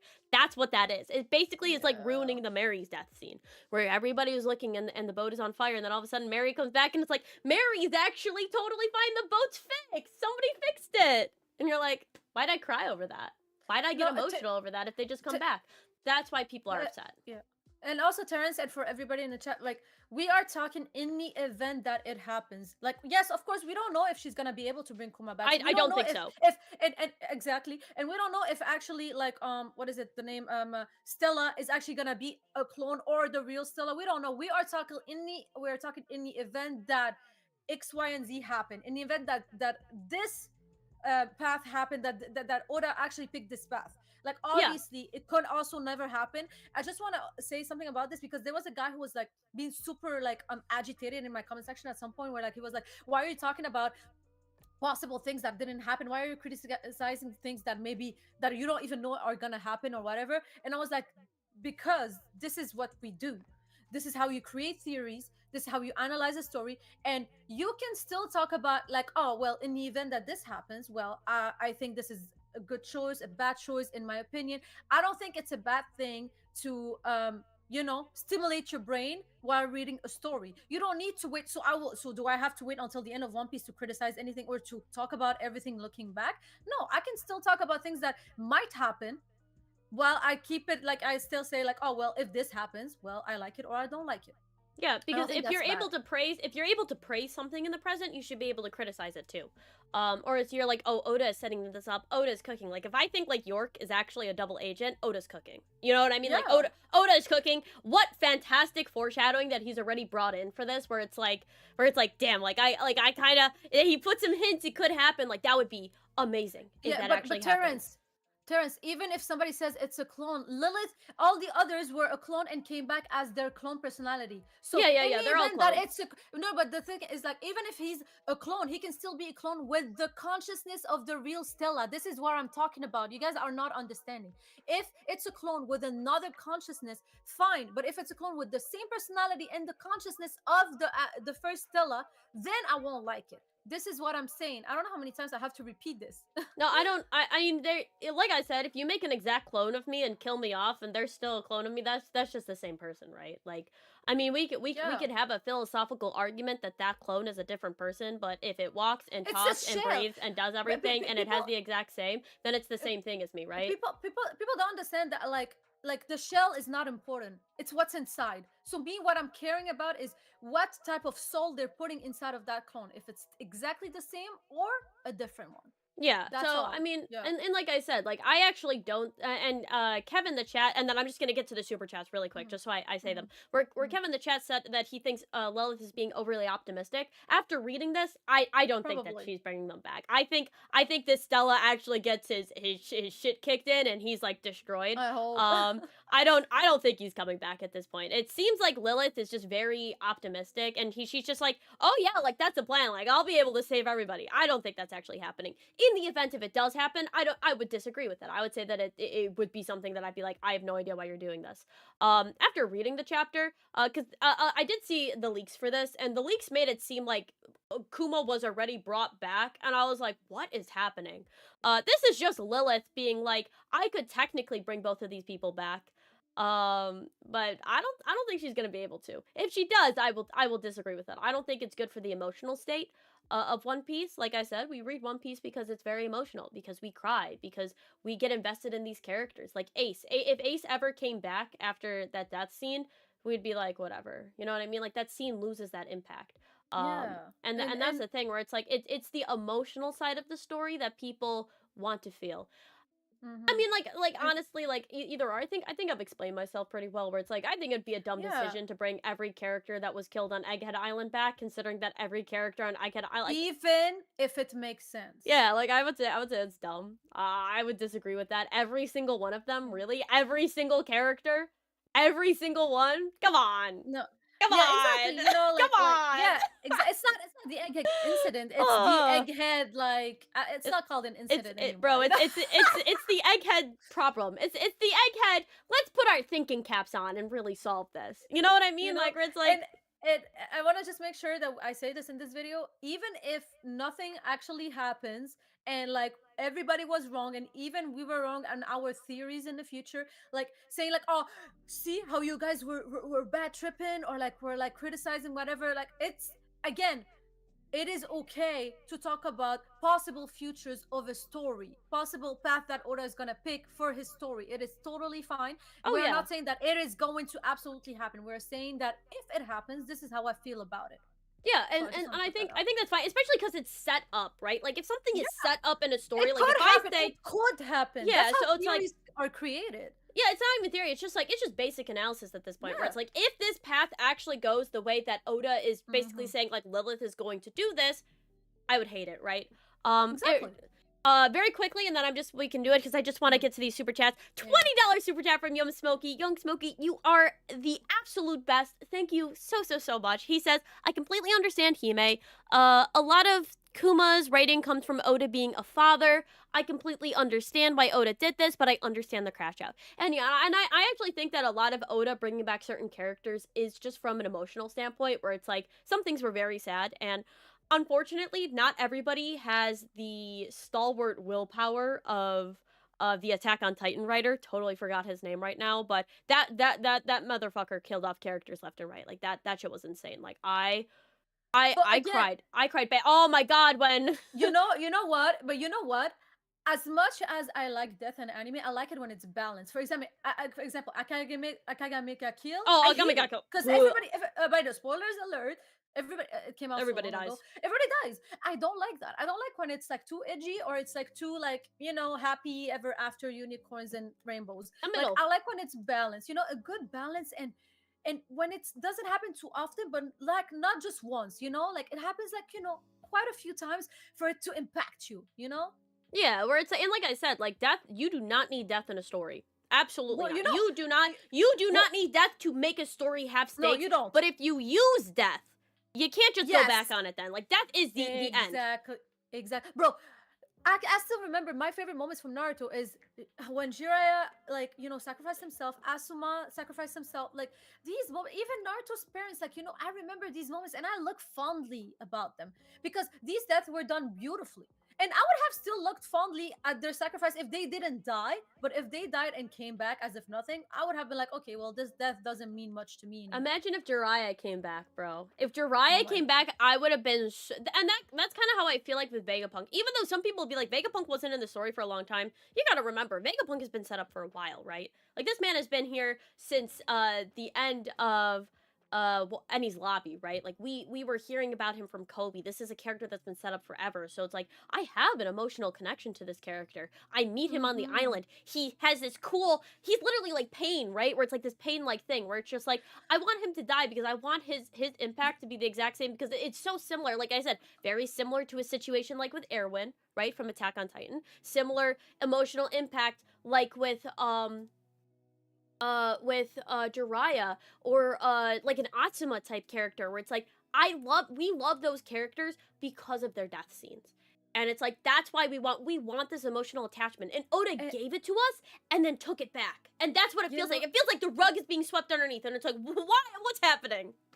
and also one last thing I think we should talk about, and you are the one I'm reminded because you talked about it, is the fact that wait, hold on. I'm thinking about it. Oh my god, I had it in my head. Oh my god. Wait, hold on. Naruto, Jiraiya, No, Asuma, wait, Might Guy. wait. Hold on. Can I read a super chat while you think Yeah. about it? Read the super All right, chat. let me just read some of these super chats Yeah. really quick. So we got Terrence Matthews with the $5 super chat. Thank you so much, Terrence Matthews. He goes, the fact that Kuma came back to save Bonnie and used Haki, which is willpower, foreshadowed it. Even Stella Oh, said my science can't explain it in this moment. yeah, just 1 second, so you remember. So it's like somebody said that death in One Piece is different. I agree, and I think, but I don't think we agree on the same thing. I agree that death is different in One Piece because when somebody dies, and we have even like with Chopper's arc, when the doctor says like when somebody dies, he doesn't really die until he's forgotten. And I think we should talk about this, where like why Oda should let people die. It's because he already established that physical death, doesn't mean anything. Because if we still remember you, you are not dead. So he doesn't need to bring back people. This is the point I Oh, wanted to make. I love that because we were actually talking Yeah, about yeah, this yeah. in Mexico. Yeah. Uh, Sorry, I remember that. I was like, I need to remember. This is so important. Yeah. But you also, can continue reading. no, the yeah, super for chat, Tom. so Terrence, like I said, like and me and Hime said, it makes sense if these characters come back, but from an emotional standpoint, it ruins their scenes, and those are the two different things. Where it's like, yeah, you can explain it, right? Or it's like we could Yeah. explain, like I said though, and I think I already explained this perfectly with Attack on Titan, Erwin and Vegapunk. Erwin could have came back. It made perfect sense in the story, right? Perfect sense if they would have chose him over Armin. But it would have ruined his speech if he came back. If he came back as a Titan, it would have ruined his entire thing. I think that there's a civilization outside the walls.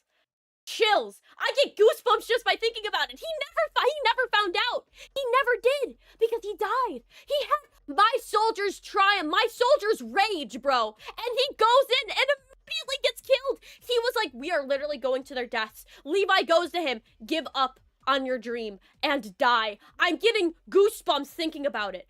I would have gotten the same things from Vegapunk. Imagine Roger comes back after his like, oh, I have a treasure, go find it, new generation of pirate, and he comes back. Well, you know, like it's like when you have such a big speech, because Vegapunk also he had a crazy, deep, emotional speech, and he was even crying to Sanji. Like, this is where I hate them. Like, he was crying to Sanji, telling him like one last message. He was reading the message about how sacrificing himself. Like, he had such a big emotional moment in speech. Like, it was perfect. You know, it was so perfect. And the thing is, it's like when I think back to the Vegapunk speech, I'm like, oh, that was a cool scene. Now, like if he comes back and he's like alive, because I gotta make sure that he's not alive before I like have an opinion, which kind of sucks. Where it's like, if Vegapunk stays dead, his impact of death will be the same impact as Erwin. Like, when I think about Erwin, oh my god, if Vegapunk's speech gets like the same animation style and like thing as like Erwin's speech, could you imagine? And then he comes back afterwards. It would be like, we have an Erwin level character with an Erwin level death in One Piece. We could have our Erwin, and it's almost being dragged away from us. That's why people are so upset. Think about it, where it's like, if Erwin could have came back, but it would have ruined a lot of his character. Made perfect sense for Erwin to come back, but they didn't do it because his character was already finished. Just because something makes sense and you can do it doesn't mean that you should. Where it's like, I still have chills thinking about. I'm going to rewatch Erwin's speech in that entire scene after I'm done with this because it's so good. Like, I go back to that scene. I'm like, this dude gave up on his dream. There's a civilization, or the people outside the walls. He then rushes in. Right? Him and Levi is like, give it to Erwin, and Eren and Mikasa are like, no, you need to give it to Armin. And it's this whole struggle where they're trying to, and it's like, it's so good. It's so good. And we have that character. Like, when me and Hime were reading originally the death scene, y'all should have seen our faces. We have that character with Vegapunk. Oda, keep him dead, bro. Give us the Erwin of One Piece. That's what we're want. Yeah, we don't don't say say of like Whitebeard's speech as well. Like when Whitebeard had his speech, and then I still have chills, bro. There's a reason why Marineford is one of like people's favorites arcs, because there was so much high stakes inside of that arc. That's so much high stakes, bro. And the thing is, if they would have said like Whitebeard survived because of his medications, we would have been like, I guess okay. But because he died, because this man died staying up, it's so much more. And that's what we're talking about. We're not talking about, well, this can technically make sense in the plot. We're saying this is the emotional impact that we all want. That's what we're asking for. It goes with the theme of One Piece, where Oda has set up this theme from Drum Island, where he was saying that when a character doesn't die until he is forgotten. So Whitebeard death, it doesn't mean the end of him, because his message echoed around the whole world, because it was broadcasted and everybody was like, the One Piece is real, we need to go get the One Piece, and they will remember Whitebeard for it, just like they remembered Rogers for it. It's the same way with Vegapunk. If Stella actually dies and it's just a clone, it's not the actual Stella, Stella will be remembered, because it will never die. He will be remembered for his message to the whole world. So there's that. Like, I hope that Oda just sticks, like he just stays consistent with this theme, because this is the whole theme. Like, Oda actually kills his characters. These characters died after their big speech. Why Stella wouldn't also be in the same group? It would make him a perfect character for me, you know? Yeah. Also, this one person in the chat, like, Erwin, I think you gotta rewatch that scene. Eren was not becoming a demon. The entire scene, if you remember, is that they decided to save Armin instead, right? Both of them had injuries. Armin was basically completely singed. And Erwin was like barely hanging on to life. They had the Titan serum, and they said, we can have one of them eat Bertolt and do it, right? Like, nobody would have died. And like I said, it makes perfect sense. Like, people are literally saying like they should have chose to save Erwin, and that was actually a huge character point for Armin. So I'm not too sure what you're saying, but also just to say, like, it's for our emotions, right? Obviously, like, if you disagree, fine. If you think that a character dying isn't impactful, totally your pierogi. I think it's totally fine if you are like, I see too much death in my life, right? A lot of people in the chat know I'm a PA. I see people die all the time. I see a ton of death in my life. I have held onto people's hands as they have basically said, like, I'm gonna choose palliative. I can't do this. I've been in rooms. I've had discussions with family. I see death all the time. I know that death can be a very heavy subject for people. Especially, I mean, I deal with it, but I there's mean, an emotional impact in a story. we There had just is. literally a friend, a common friend who was very close to us, and he unfortunately passed away. And we were never the same after that. I think it was my first time somebody close to me like that actually passed away, Yeah, and it still affects me till this day. Guys, it still affects me every time I see somebody on the timeline or anywhere who has the same anime profile pic that he used to have. it's hard. I start shaking. I'm like, oh my god, is that him? And I just need to rationalize that he's not here anymore. But Like, but it's something. but it is because of that it's like, we know in the real life people don't come back, right? And a lot of Yeah. people say, like, well, One Piece is a fantasy story and it's the best fantasy, where, well, you know, people can come back, but at the end of the day, where it's like, if you're gonna just like goad me into having the same emotions, like, because obviously emotional states are personal, right? If you're going to say, well, a character died, right, and you're going to bring up that same emotional state that I have in my real life and then pull the curtain from me, I think people have a reasonable assertion to be mad.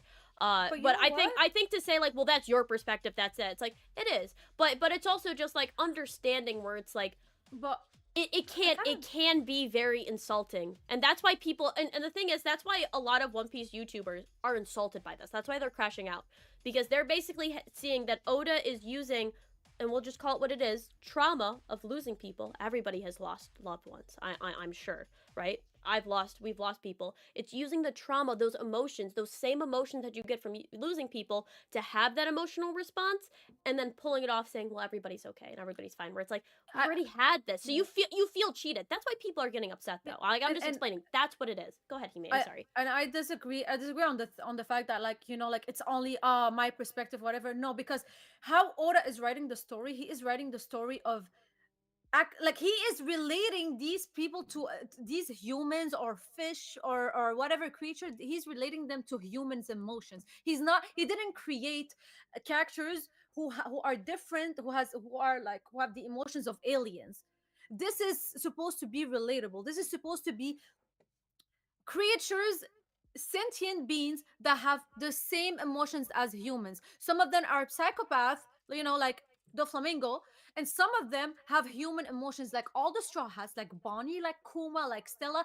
They have human emotions, like literally all the Stella's clones are of humans' emotions. He didn't recreate another type of human that we cannot relate to. So we have every right to be mad when he deviate from what he set up as humanly emotional characters he created.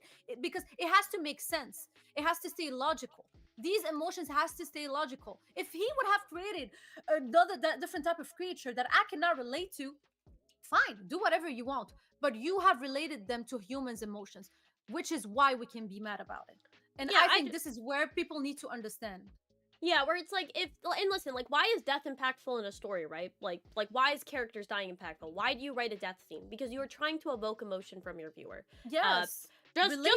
just like writing 101, when you were trying to write an emotional scene, you were trying to grab emotion from the reader. So when you were reading stuff and you get it, like, why do we cry over the Mary? Why do we cry over a boat? Because the boat is supposed to be a human, right? Like, in real life, like, if you crush a boat, it's like, it sucks, right? Like, have you ever had something for a while, like a bear, or like a Yes, toy, or like and a then stuffed you just animal? lose it. Yes, yes. And like you have it and you're like, I have to get rid of this, but you're like, it would be sad if I got rid of it, right? Like the toys from Toy Story, like, why do we like them? It's like, because they're giving human emotions. So you're trying to goad human emotions out of people, and some people will feel cheated if you goad the emotion and then pull it back and then try to do it again. That's why people, like, that's why people are getting upset. It's not like, oh, well, you guys are just emotional, right? Where it's like, yes, This but is that's written the, for yeah, human conception. This it's is written. written for humans to relate and to understand it, to be able to analyze it on a human emotional Yeah, standpoint. This is, yeah. and the thing is, it's like, why does Oda write death scenes so emotional? Because he wants us to feel that emotion. Why was Exactly. Dr. Hero Luke's death scene so emotional? When Chopper is waving the flag, I cried because it related to me, because Oda is writing a story and to do it. And that's why people are getting upset. Now, are we getting too into it? Yeah, but that's also the discussion around the chapter, right? Where it's like, this And is the controversy. So it's like, I listen. If you're like, you know what, I don't like that. I didn't want Kuma to die because he suffered too much. I think that he should be brought back. Sure.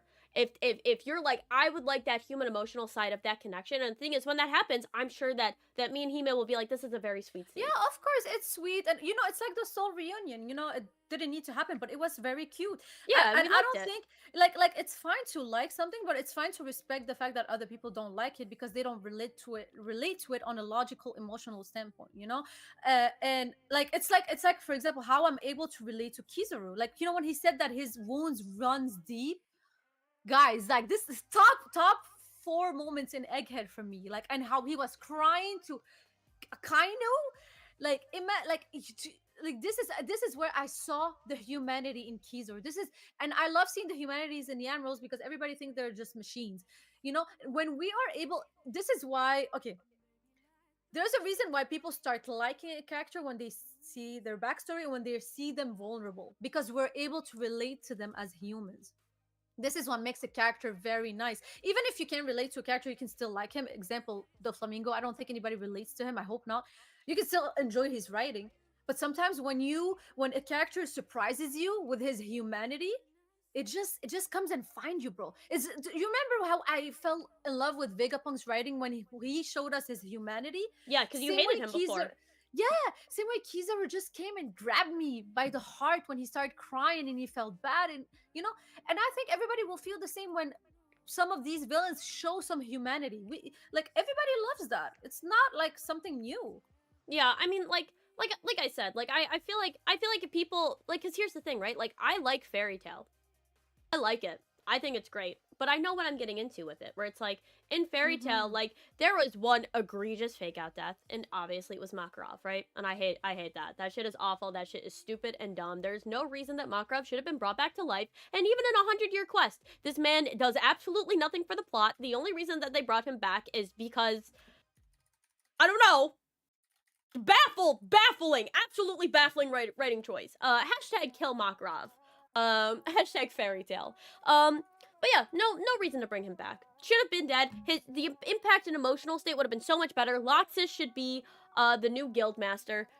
Absolutely ridiculous, right? But I still like Fairy Tale regardless. It doesn't mean I hate it. Fairy Tale was like one of the first anime I've ever watched. It was Love Live, Fate I can't Zero, believe it and didn't Fairy start Tale. with Death Note. Everybody No, started with Death I started Note. with Love. I started with the original Love Live. Then I watched Fate Zero, and then I watched Fairy Tale. to Those be were the first three anime that I to watched. So Fairy Tale will always hold a special place in my heart. But I can still I say, mean, like, I that get was it. That's stupid. a cute. Kill. It's a cute. It's a Yeah, cute but anime. yeah, Like, but the thing is, I it's mean, like it's like minus the fan service of obviously, but I mean, yeah. like the emotional moments of Fairy Tale do hit, but that Makarov scene makes me mad. I've rewatched Fairy Tale like 5 times, but the like that scene sucks. I'm like, bro, why is I like he's just understand. fine? He's just fine in the end. I'm like, this is horrible. So yeah, so it's like listen, like I'm fine with what Oda does. Will this ruin One Piece like how some people are saying? No, No, this is but insane. And we it would be still bad. think, I still think Oda is a genius, and he is like honestly, like arguably one of the best mangaka. I feel like I still didn't finish reading other manga to be able to like rate them because like I'm reading at the moment Vagabond and I'm reading also Kingdom, so they might. I might think that like maybe another mangaka is better, whatever. I don't want to rate him, but he is one of the best. He is a genius, Oda is a and I genius. think that he's gonna take the story to even highest like heights. I cannot wait to see that. So this is just us like talking about like this is literally we love 99% of One Piece, and this is the only 1% that we don't like. So Yeah, and just to put you guys in perspective, you know. oh, bro, and people get so upset when people are upset about fake out deaths too, where it's just like, listen, bro, I will never slosh over something that I dislike just because I really like the mangaka. Like, I will never dick ride. If I dislike something, I'll just say it because at some point it becomes like it's not genuine then. When I recommend One Piece to people, the reason that people will read it and will respect my opinion is because they're like, I know that if you think something is trash, you're going to tell me.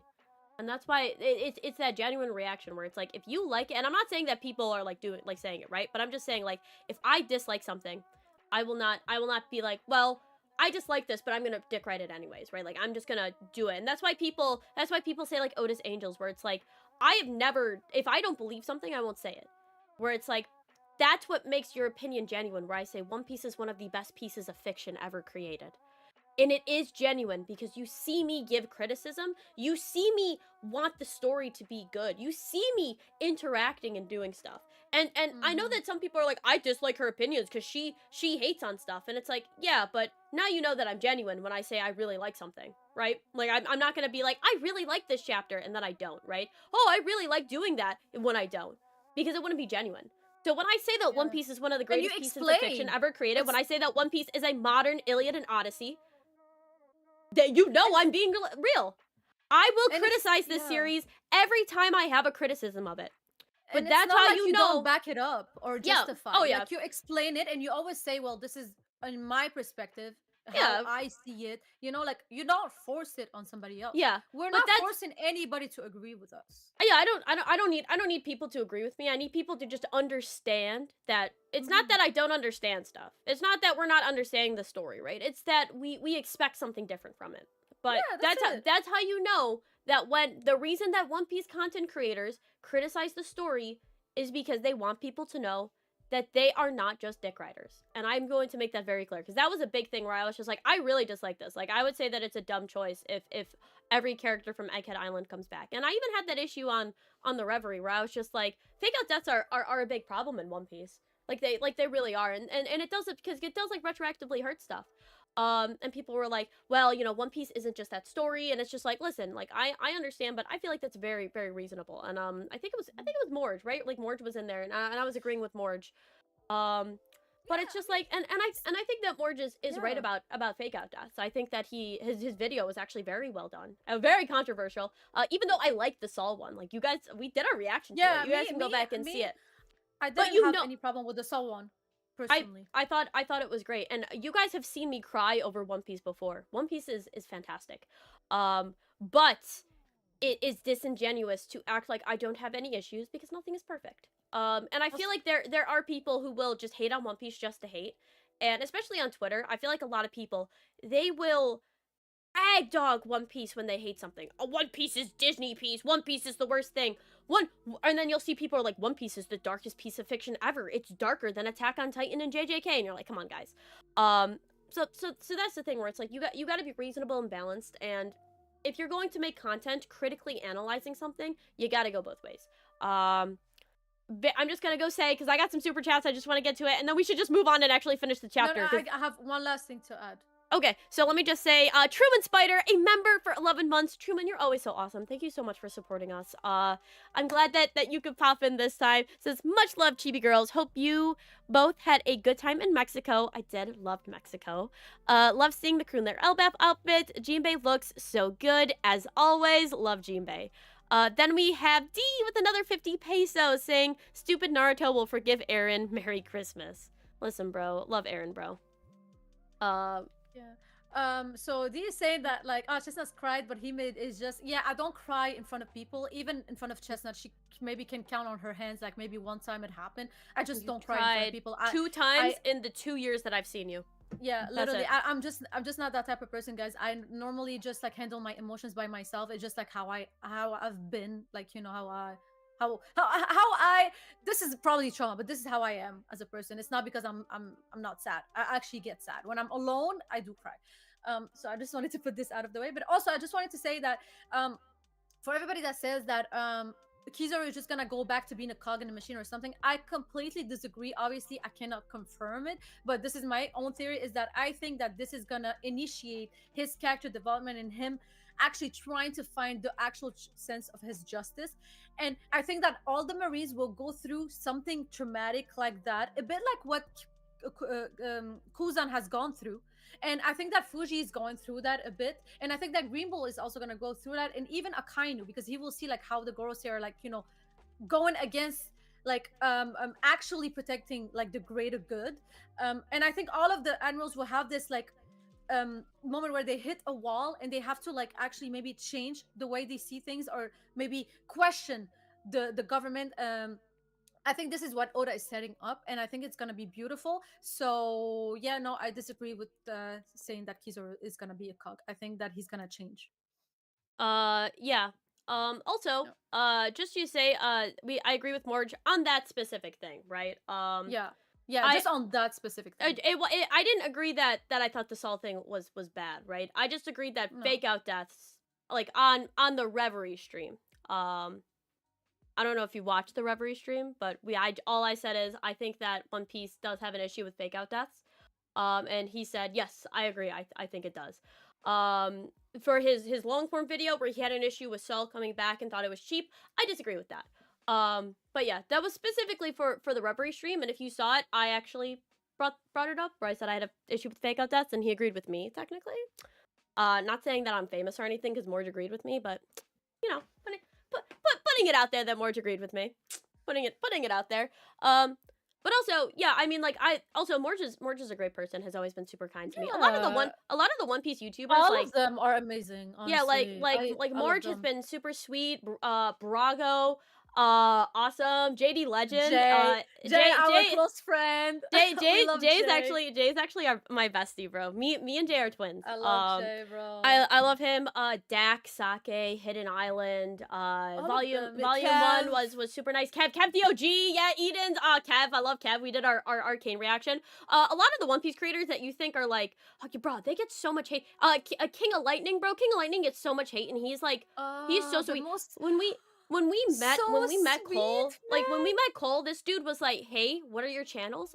Let me subscribe. Like we need more women in the community. Like, if you guys need any help, if anything happens, let me know." Like, he has literally been like, he was so supportive right off the bat, and people were coming over and asking for pictures, like asking like, "Oh my God, is that King of Lightning? Is that King of Lightning?" And in the midst of him having all of these people, he was like, "Oh, like come over, like your guys are One Piece creators. Like, this is awesome," and doing stuff. Paravision, like these are the people that's like we hang out with, we've met in real life. Fantastic people, absolutely amazing. Oh, yeah. Even if Love you guys them disagree so with them, much. these are also very intelligent people. Oh, Super yeah. smart. Jay just did a video on Wano, absolutely amazing. Definitely go check it out. A lot of times I feel like a lot of people call them stupid just because you disagree with them, where it's like, listen, you can say like, I disagree with this writing choice, I think it's dumb, right? But saying you're a stupid person for liking that writing choice is a little weird, right? Where it's like, you can make an action that's dumb, where you could be like, I don't like that he may punch me in the face. I think that's dumb, right? An action I never rather punched than her in it's the face. no, but like rather Just than the to make person. So like, and I think a lot of people don't realize where it's like, if you say I'm an idiot for disliking something, that's a little different than saying that's like, hey, Phoebe, I disagree with your analysis. I don't think that you're correct. I think you're dumb on this, right? Or I think that analysis was dumb, right? Where it's like, I think that specific action was dumb. Yeah, sure. And I think that there's a couple people in the chat who's been disagreeing with us, and you guys have actually been pretty good. So thank you so much. I think it was N Francis, and there was another one. And we've been answering. I think it was like No Jedi TV. I appreciate you guys for being very kind, even though you disagree with us. So thank you. But yeah, like I don't think you guys are like stupid or dumb for liking stuff. I think that you guys obviously understand the story. You know what you're talking about. You just have a different perspective. So even though I'm like, hey, I would dislike this writing choice, you're like, I actually like this writing choice because it makes sense to me, and I like that emotional state better than the death one, and I think that that's totally fine. But hopefully you're able to see our perspective as well. And just hopefully it's like when I say like Makarov dying, dumb. Erwin, like if Erwin was alive, I would say that's dumb. I'm not attacking the actual writers though. I do want to make that very clear. Where it's like I think that writing choices can be bad, and I would say like dumb and bad are pretty interchangeable to me. Where it's like those things where it's like a bad writing choice to me would be dumb, right? But I don't think that these authors are stupid. And I don't think that anybody who disagrees with me is stupid. I want to make that distinction because there has been a lot of people just blatantly calling people out like that. I appreciate the discussion, as always.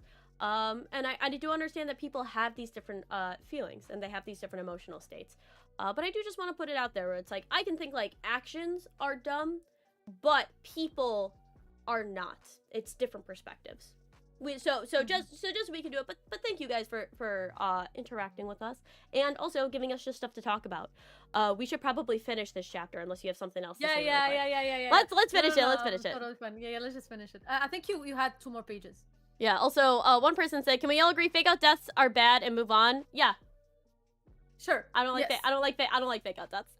Yes. I think I made that very clear. But yeah, and the thing is, if you like certain things, totally fine.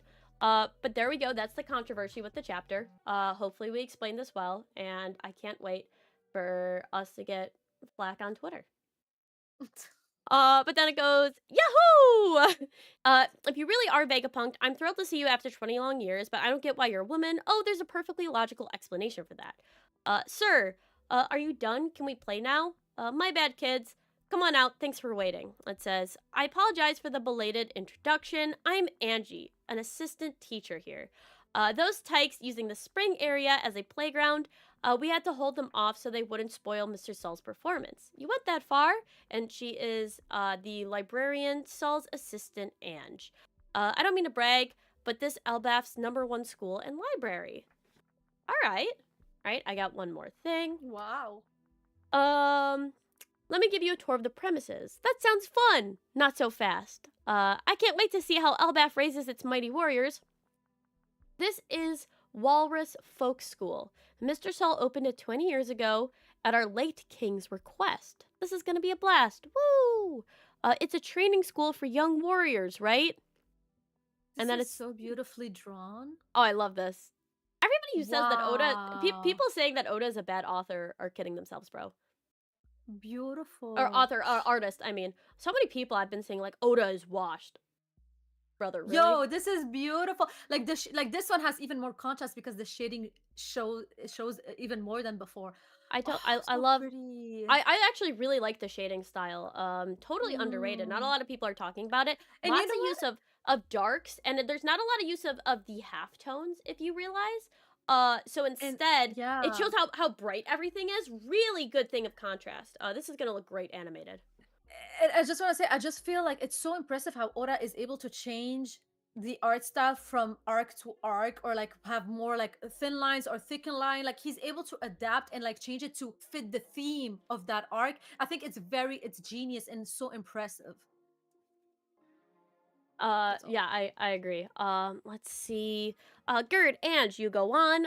Show him around the school. I'm gonna take Robin straight to the library. Are you coming, Chopper? I'm gonna check out the library too. I bet the books are massive. Schools always make me so nostalgic. Brooke, go to school? Aww. Brooke lore? I'll tag along and keep you safe, Nami-san. Love it. I'm more interested in the giant tree. Yeah, it's huge. Frankie gonna cut that down and just make ships, bro. He's like, bro, he is absolutely gonna like re-engineer the Sunny. For sure. I like it. Also, D, we'll probably do a stream with the JJK stuff. But I have heard some spoilers, and I've heard it's very bad. But that's just what people are saying, so I'm not too sure. But let's say it says, let's catch these shorties and play prisoner. Dahaha. Man, this really is a country of giants. Should I cut them? Oh my god, why Zoro wants to kill everybody, bro? These are their like their friends. They're not enemies. No, bro. I'm gonna be honest, bro. Zoro killing kids is actually insane. Like, why? This is insane. Why did he want to cut them? Bro, Zoro better be getting a fight in this thing. I need him to have like a crazy fight that isn't off screen like Lucci. Give this man a fight, because he's about to kill children, bro. But it says these giants are just kids. Be the mature one. Stop that. You know we're not allowed to harm. Oh no, it's your turn. Oh yeah, go ahead. All right. So we have the kids here. Stop that. You know we're not allowed to harm cute humans. Oh, that's so cute. Aw. And then he's like, sorry. And don't call them shorties either. Aw. They're defending them. They're so lame. Zoro's like, are these brats really Elbaf's future warriors? Oh my god, Zoro, be nicer. Hey, watch it. You can't just say words like brat anymore. This is surreal. We weren't even offended by that shorty's comment. And aren't you guys meant to be wild fighters willing to pillage and burn the seas themselves? Fighters? No way. That's dangerous. Huh? But you bastards are the next generation of Elbaf warriors, right? You can't say bastards either. Come on. Words like that are old fashioned. Oh my god, this is Gen Z Elbaf warriors. But I just want to say, I think Oda is doing this on purpose to show us that, like, giants are not just like these monsters, savages, barbarians, like they're actually like normal people. They're just giants. Um, and on to my last page, we have Zoro here. Hey, that was an adult just now. Old fashioned? What's that means? What that's supposed to no? What's that meant to mean? It means that you're a boomer.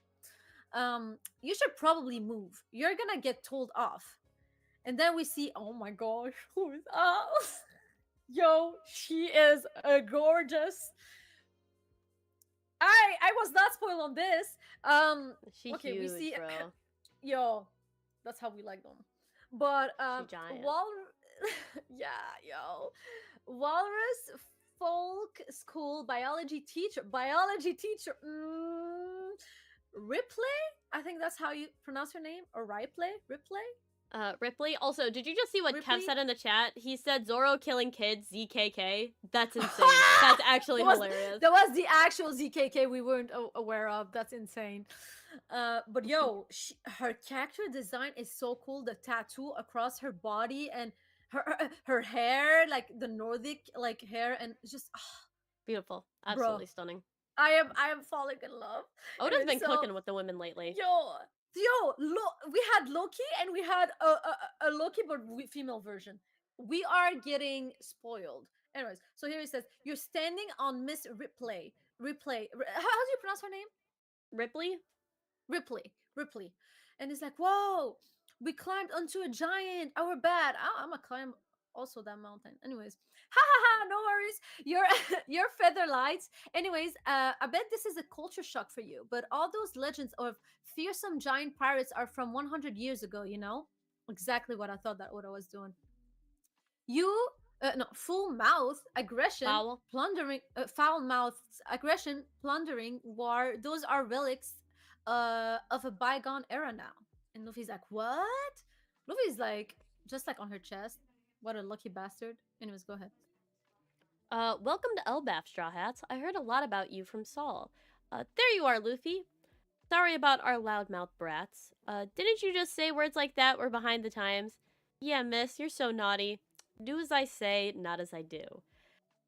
Seek to trade with other nations, not wage war. Our beloved late King Harold said those wise words. He often clashed with all the gray beards of the village. King Harold? A visionary of a king who wanted to revolutionize our country.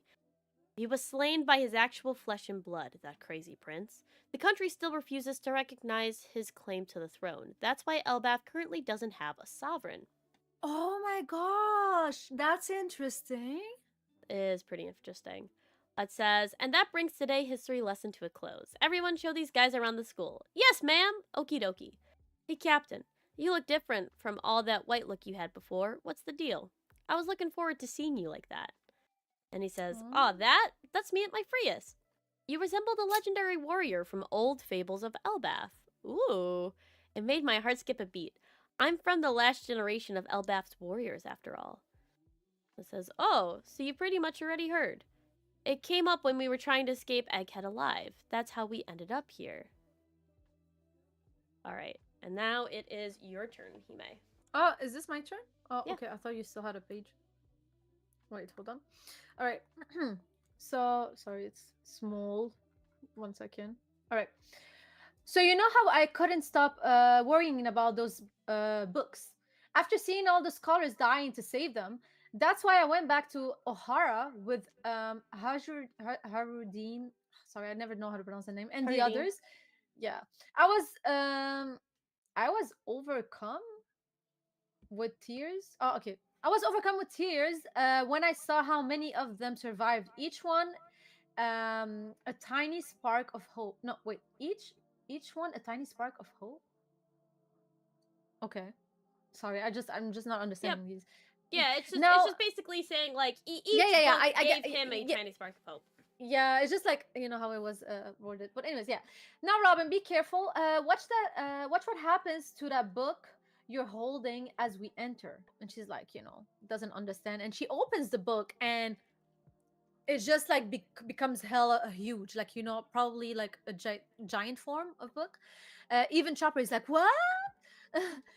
Did it she feast your eyes? Isn't it amazing? All these books, giant sized, it's marvelous, don't you think? Any book you bring in here gets gigantified. Okay, I hope that like this has to be something that Chopper learns about, or like this is very a cool technology. Welcome to the mysterious owl library. All the books we rescued from O'Hara 22 years ago can be found here. We made sure not to miss any of them.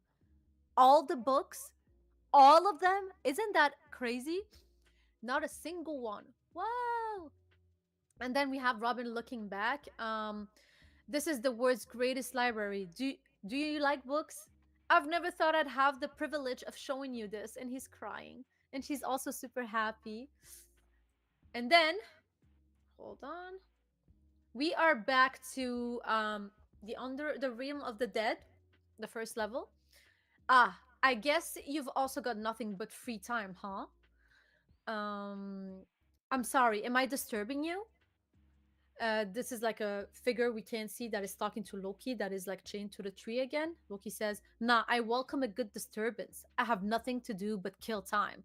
So, that moment of true fear you mentioned before, is that still what motivates you?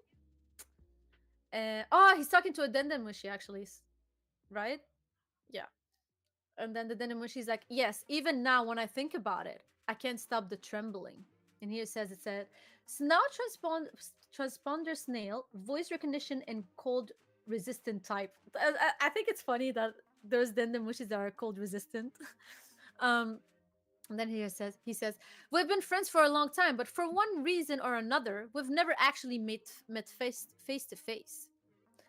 Do I still have one page? One, yeah, I still have one page. Here it says, if can we just stop really quickly, because I actually yeah. didn't get to talk about the Robin scene up here, and I just Oh wanted yeah, to. go ahead. Yeah, Yeah, of course, of course. I just wanted to talk about this really quickly.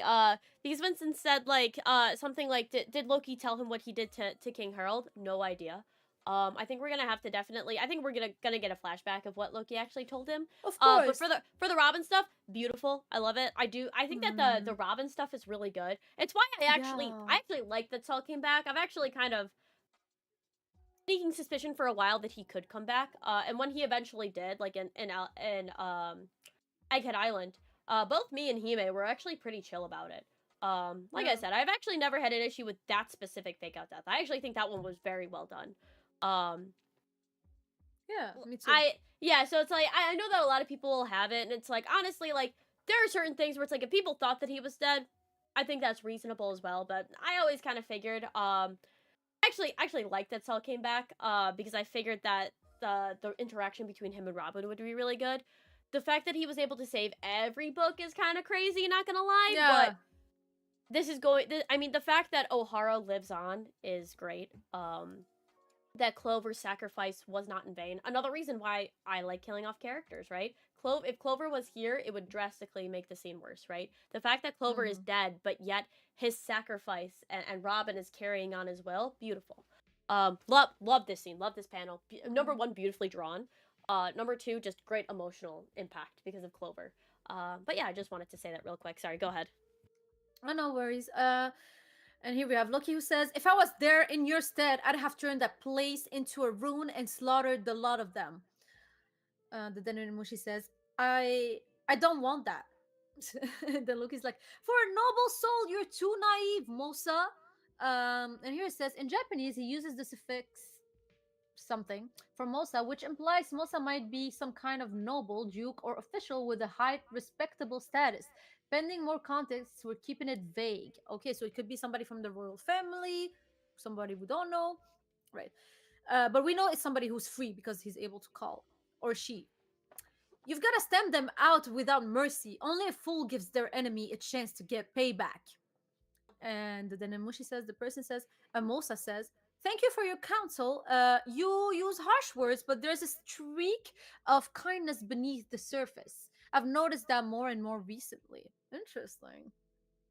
"Hey, You're giving me the creeps. Don't do that again or you'll regret it. What kind of crap? That kind of crap won't fly. Kindness, never say that to me again. Please, can you not shout? Yo, that person is so respectful and polite compared to Loki. Loki's like, shut up, Mosa. Just you wait till I'm no longer shackled. And yeah, that's it. He's just a tsundere, bro. He's just a tsundere. Yeah, he is. He literally is. He literally did. is. I'm calling it right now. He absolutely did not kill King Harold. Not even in the I know. slightest. Yeah. He doesn't give me off this vibe. Or he had to kill him because King Harold has been like, manipulated, or like he lost his humanity. Something happened to King Harold. What he had to, or like he has a good explanation, is what I'm saying. Perhaps. That could be it too. I don't know. I mean, from this, he's like very like, oh, I'm gonna kill everybody. I'm gonna do all this. It's like, It's not, yeah. He kind of reminds me a little bit of Kid. I think him and Kid are gonna get along great. Mosa / Shaggy is Shiki. I'm calling it. Interesting. Oh, I think the official Viz must call him Shaggy. I'm assuming. Honestly, oh yeah, no worries. But like, if it's I'm so down for a Shiki return. I love Shiki. I would love that. I would love that. It would be perfect, honestly. Yeah. But I guess we'll finally get down. This is obviously the big reveal of this chapter and why all the leakers were hyping up. So it says Western Village. Hey, wasn't that feast delayed? We're just drinking while we wait. You're having way too much fun. And then in the castle, we see this like Black Conqueror's lightning come here. There's all of these things. A magic and then we circle. So like inside of this castle, we see like this crazy like shadowy figure. We see this shoo, and then, I mean, he looks like Shanks. He is. And this other girl kind of looks a little bit like Lilith. Yeah, kind of. And it says, interlopers appear in a flash. So, I just want to say something. So, we know for a fact this is not Shanks. This is his twin. Now, like, it has been revealed. Everybody, like, knows now. So, the rat allegations can be brought, or have been, they don't exist anymore. Okay, so he has beat the allegations. Shanks has beat the allegation. He is not a rat, because somebody put the panel of the face, and it was the same face as this one, but not with the scar. So it was always the other Shanks who was talking to the Gorose. So now we know that for a fact, which is cool. But also, I wanted to say, Go ahead. I wanted to say, do you think that these magic circles, because like the Gorose also use them, do you think it's something that only like not necessarily Celestial Dragon, but like big families like the Figureland family, and maybe like it's just certain families from the Celestial Dragon, they have this technology or this power? Because like this is not the first time we see magic circles. This is the second time, and I find it very interesting. So I was not spoiled on the Shanks part, I don't think. This is very new to me. So I'm trying to process this. Really? Yeah, so first thing first, yeah, I don't remember being spoiled on this. I think I saw some people discussing like that it was a Shanks chapter. I mean, to be fair, I would assume that this is Shanks' twin confirmed. I'm assuming this is a God Knight. Hopefully it's not a clone. But yeah, definitely God Knight. Now, when I used to make One Piece videos, if you remember, way back when, I did like a thing where I said that the God Knights were going to be the major antagonists of Elbaf. I've said this multiple times. I have not taken, I've taken like a fake out death L, but like they originally died. So listen, people are saying Vegapunk originally died and they still do it, so I'm gonna take that as a W. I still have not taken an L since Egghead has started with my theories. I knew that this was gonna happen. I have proof. Y'all can go back. There's a whole video of what I think Elbaf is going to be. And that it's going to mostly be focusing on like certain other characters. I said it was mostly focused on like Robin and some of the other Straw Hats. I still think, we've gotten the Robin part so far, so it's like, I don't know, poppin'. Fantastic. I think this is definitely Shanks' twin. You're saying that they compared the panels. Sure. Yeah, yeah, Pew confirmed it. Everybody confirmed it. Everybody confirmed it. I mean, like, I would assume this isn't actually Shanks. No, this is not Shanks. Yeah. I would assume this is like his twin. It's something that's been God Knight, this circle. Like, we just saw Shanks leave with his other crew, and he just got into like an altercation and was doing other things. So it's like, this can't possibly be Shanks. No, it's not.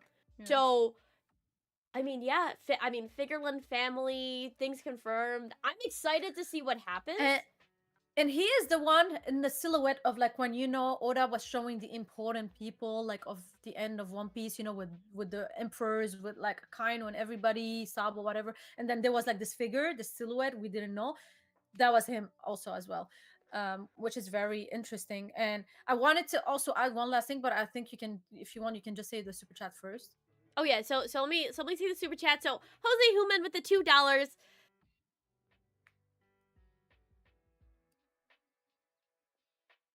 Gimme / Olivia / Koina is not dead. Incoming. Don't be playing with me. Don't be playing with me. Oh my god. If Kuina is alive, I would actually I can't. I will not process it. I will just always erase that from my head. So I did actually see people tweet. So this is why I was thinking.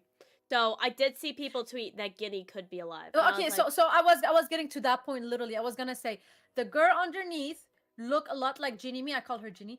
Looks a lot like Ginny, and a lot of people are theorizing that this is Ginny, and I do believe that it would be a crazy ass twist, and unless Oda has the craziest best explanation possible, I would probably hate it. I don't think it's Ginny. I think this is just an original character. I think Oda has been spitting the original characters. But people are saying because she's hiding her face because she was she had the disease, whatever. That's why she has bandages. So a lot of people are but again, as I said, this probably is maybe not the case, but if it is, I will need some great convincing explanation to actually enjoy this. Yeah, there's no way with the sapphire disease. I'm sorry. That's why I was like, y'all just unless they cloned her. Unless they cloned her or something, I don't know. I dislike the cloning stuff. Keep it with the Vegapunk. With the Vegapunk, that's fine. Don't be cloning other people unless we it's already have Seraphins. Like how many type of cloning are gonna exist in One Piece? Like if this is like a Seraphim of Ginny, I feel like that'd be a lot cooler. I would be down with a Ginny Seraphim.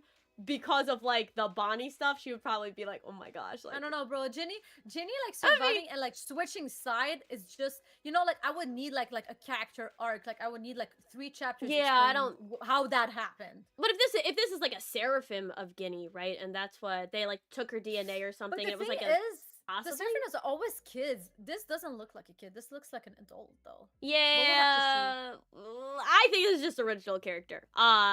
I hope so. Jose just wants to make me mad. Also, Terrence Matthews, yes, definitely these two are God Knights for sure. They have to be.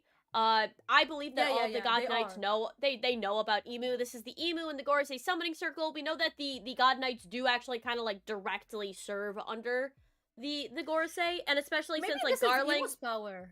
The whole magic circle, because like we still don't have any explanation to it.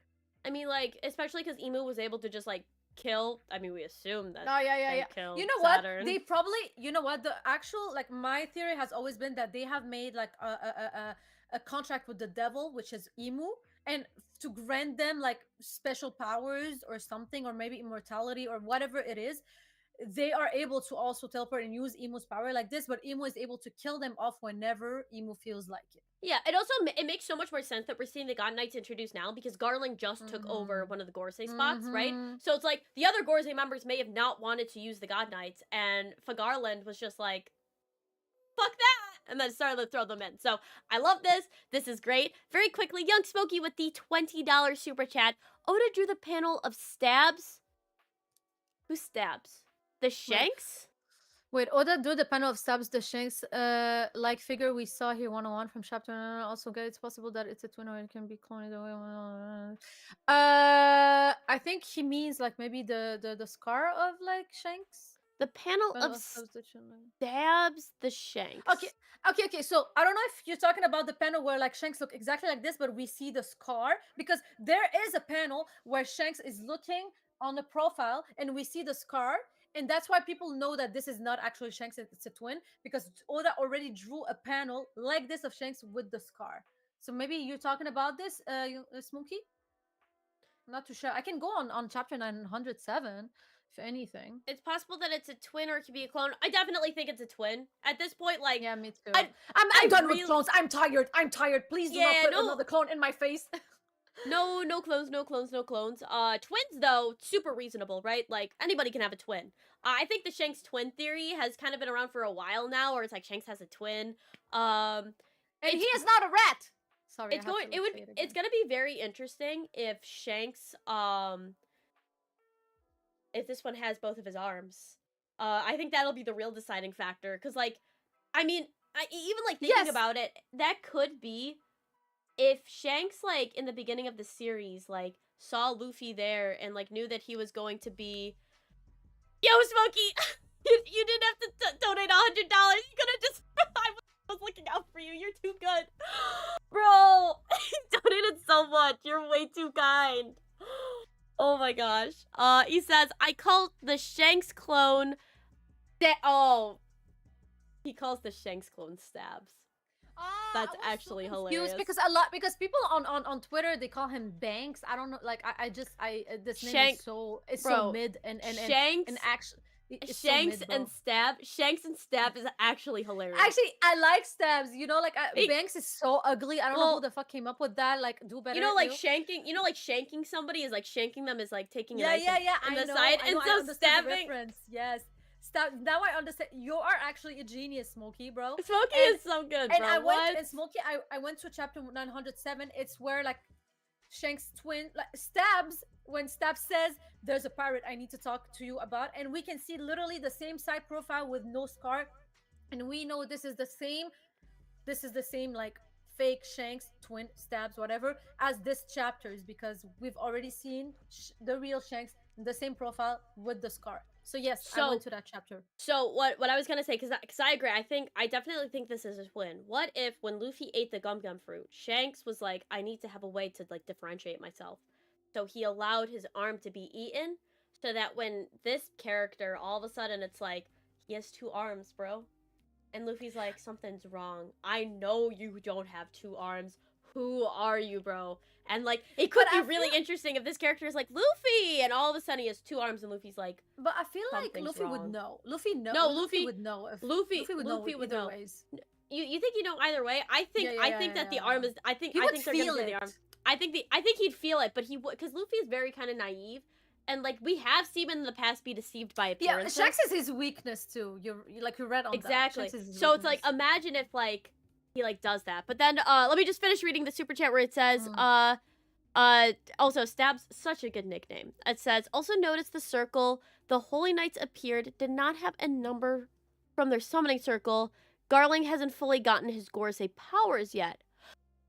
Oh, because in Egghead, like Saturn's circle had like the 5 in it or something. Could be that Garling maybe just like does. But this is not for Garland. This is another. This is like okay, yeah, this is like probably for Garland, like a child or something. You know what? Oh, I forgot to talk about this. They also now are explaining the panel where for Garland was saying in God Valley like children, and he was talking to his children, which was Shanks and the twin. So that also helps the theory of the twins. But also it could be that. Hold up, I think what he's saying. You remember how Saturn, he was the summoning circle guy? He's basically saying like for Garling, or for Garling. Oh my god, I'm like mixing it again. Garling for Garland has his Saturn's powers now, and it's like now like the new Saturn, but he's still getting used to it. But this is not for Garling. Garling, this is his son, and maybe it's a different type of. That Garling was the one who transported them here, is what he's saying. That he's using his own power. But I do believe that maybe the Holy Knights also have this power, and Emo is granting them, and they don't have numbers because they're not as important. That could also be it. That this is just like, or that Emu themselves are sending them there. That could be it too. It could be many things. I do like the Garling one. That like Garling has like this like how strong is Garling now, bro? Like with like Gorsei powers, like I don't know.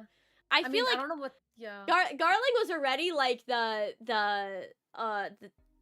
strongest in God Valley, and like this is a God Valley that had Rogers and Garp, and all of a sudden now Garling has like these crazy Gorsei powers that are going to allow him to like never die. And he has a sword. Just putting that out there. Just putting that out there really quickly that he has a sword and he just got stronger. Just putting that out there for the world. People are gonna clip that. They're gonna act like I'm saying. Well, I'm just saying. You know what I mean? Maybe we'll see Garling and Mihawk fight at some point. I don't know. I don't know. Who said that? Bro, we you know what? We need a Mihawk fight before he fights Zoro. Otherwise, otherwise Mihawk is just a hype tool for Zoro, and it's just boring for his character. I want better for him. I want him to have great writing. I just want great writing for this character. You know, actually, it's just a shame. I would love if Mihawk actually took down like one of the Gorosei. That would be awesome. If Mihawk was able, actually, if Mihawk don't get like a Gorosei fight now, I'm gonna be kind of upset. I think not necessarily. If he goes against Garling for Garling, bro, and beats his ass, that actually be sick. I will hype this shit up. I will be like, whoa, let's fucking go, bro. At first, I was kind of joking about the Mihawk thing, but like thinking about it, Mihawk versus Garling would be one of the coolest fights, bro.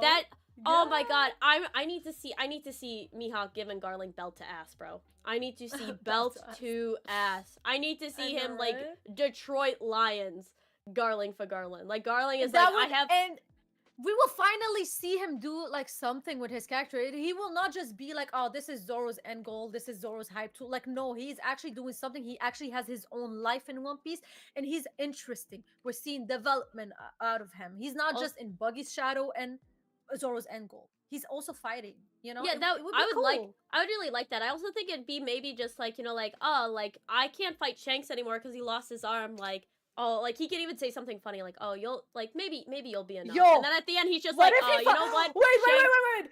What if he fights Shanks' twin?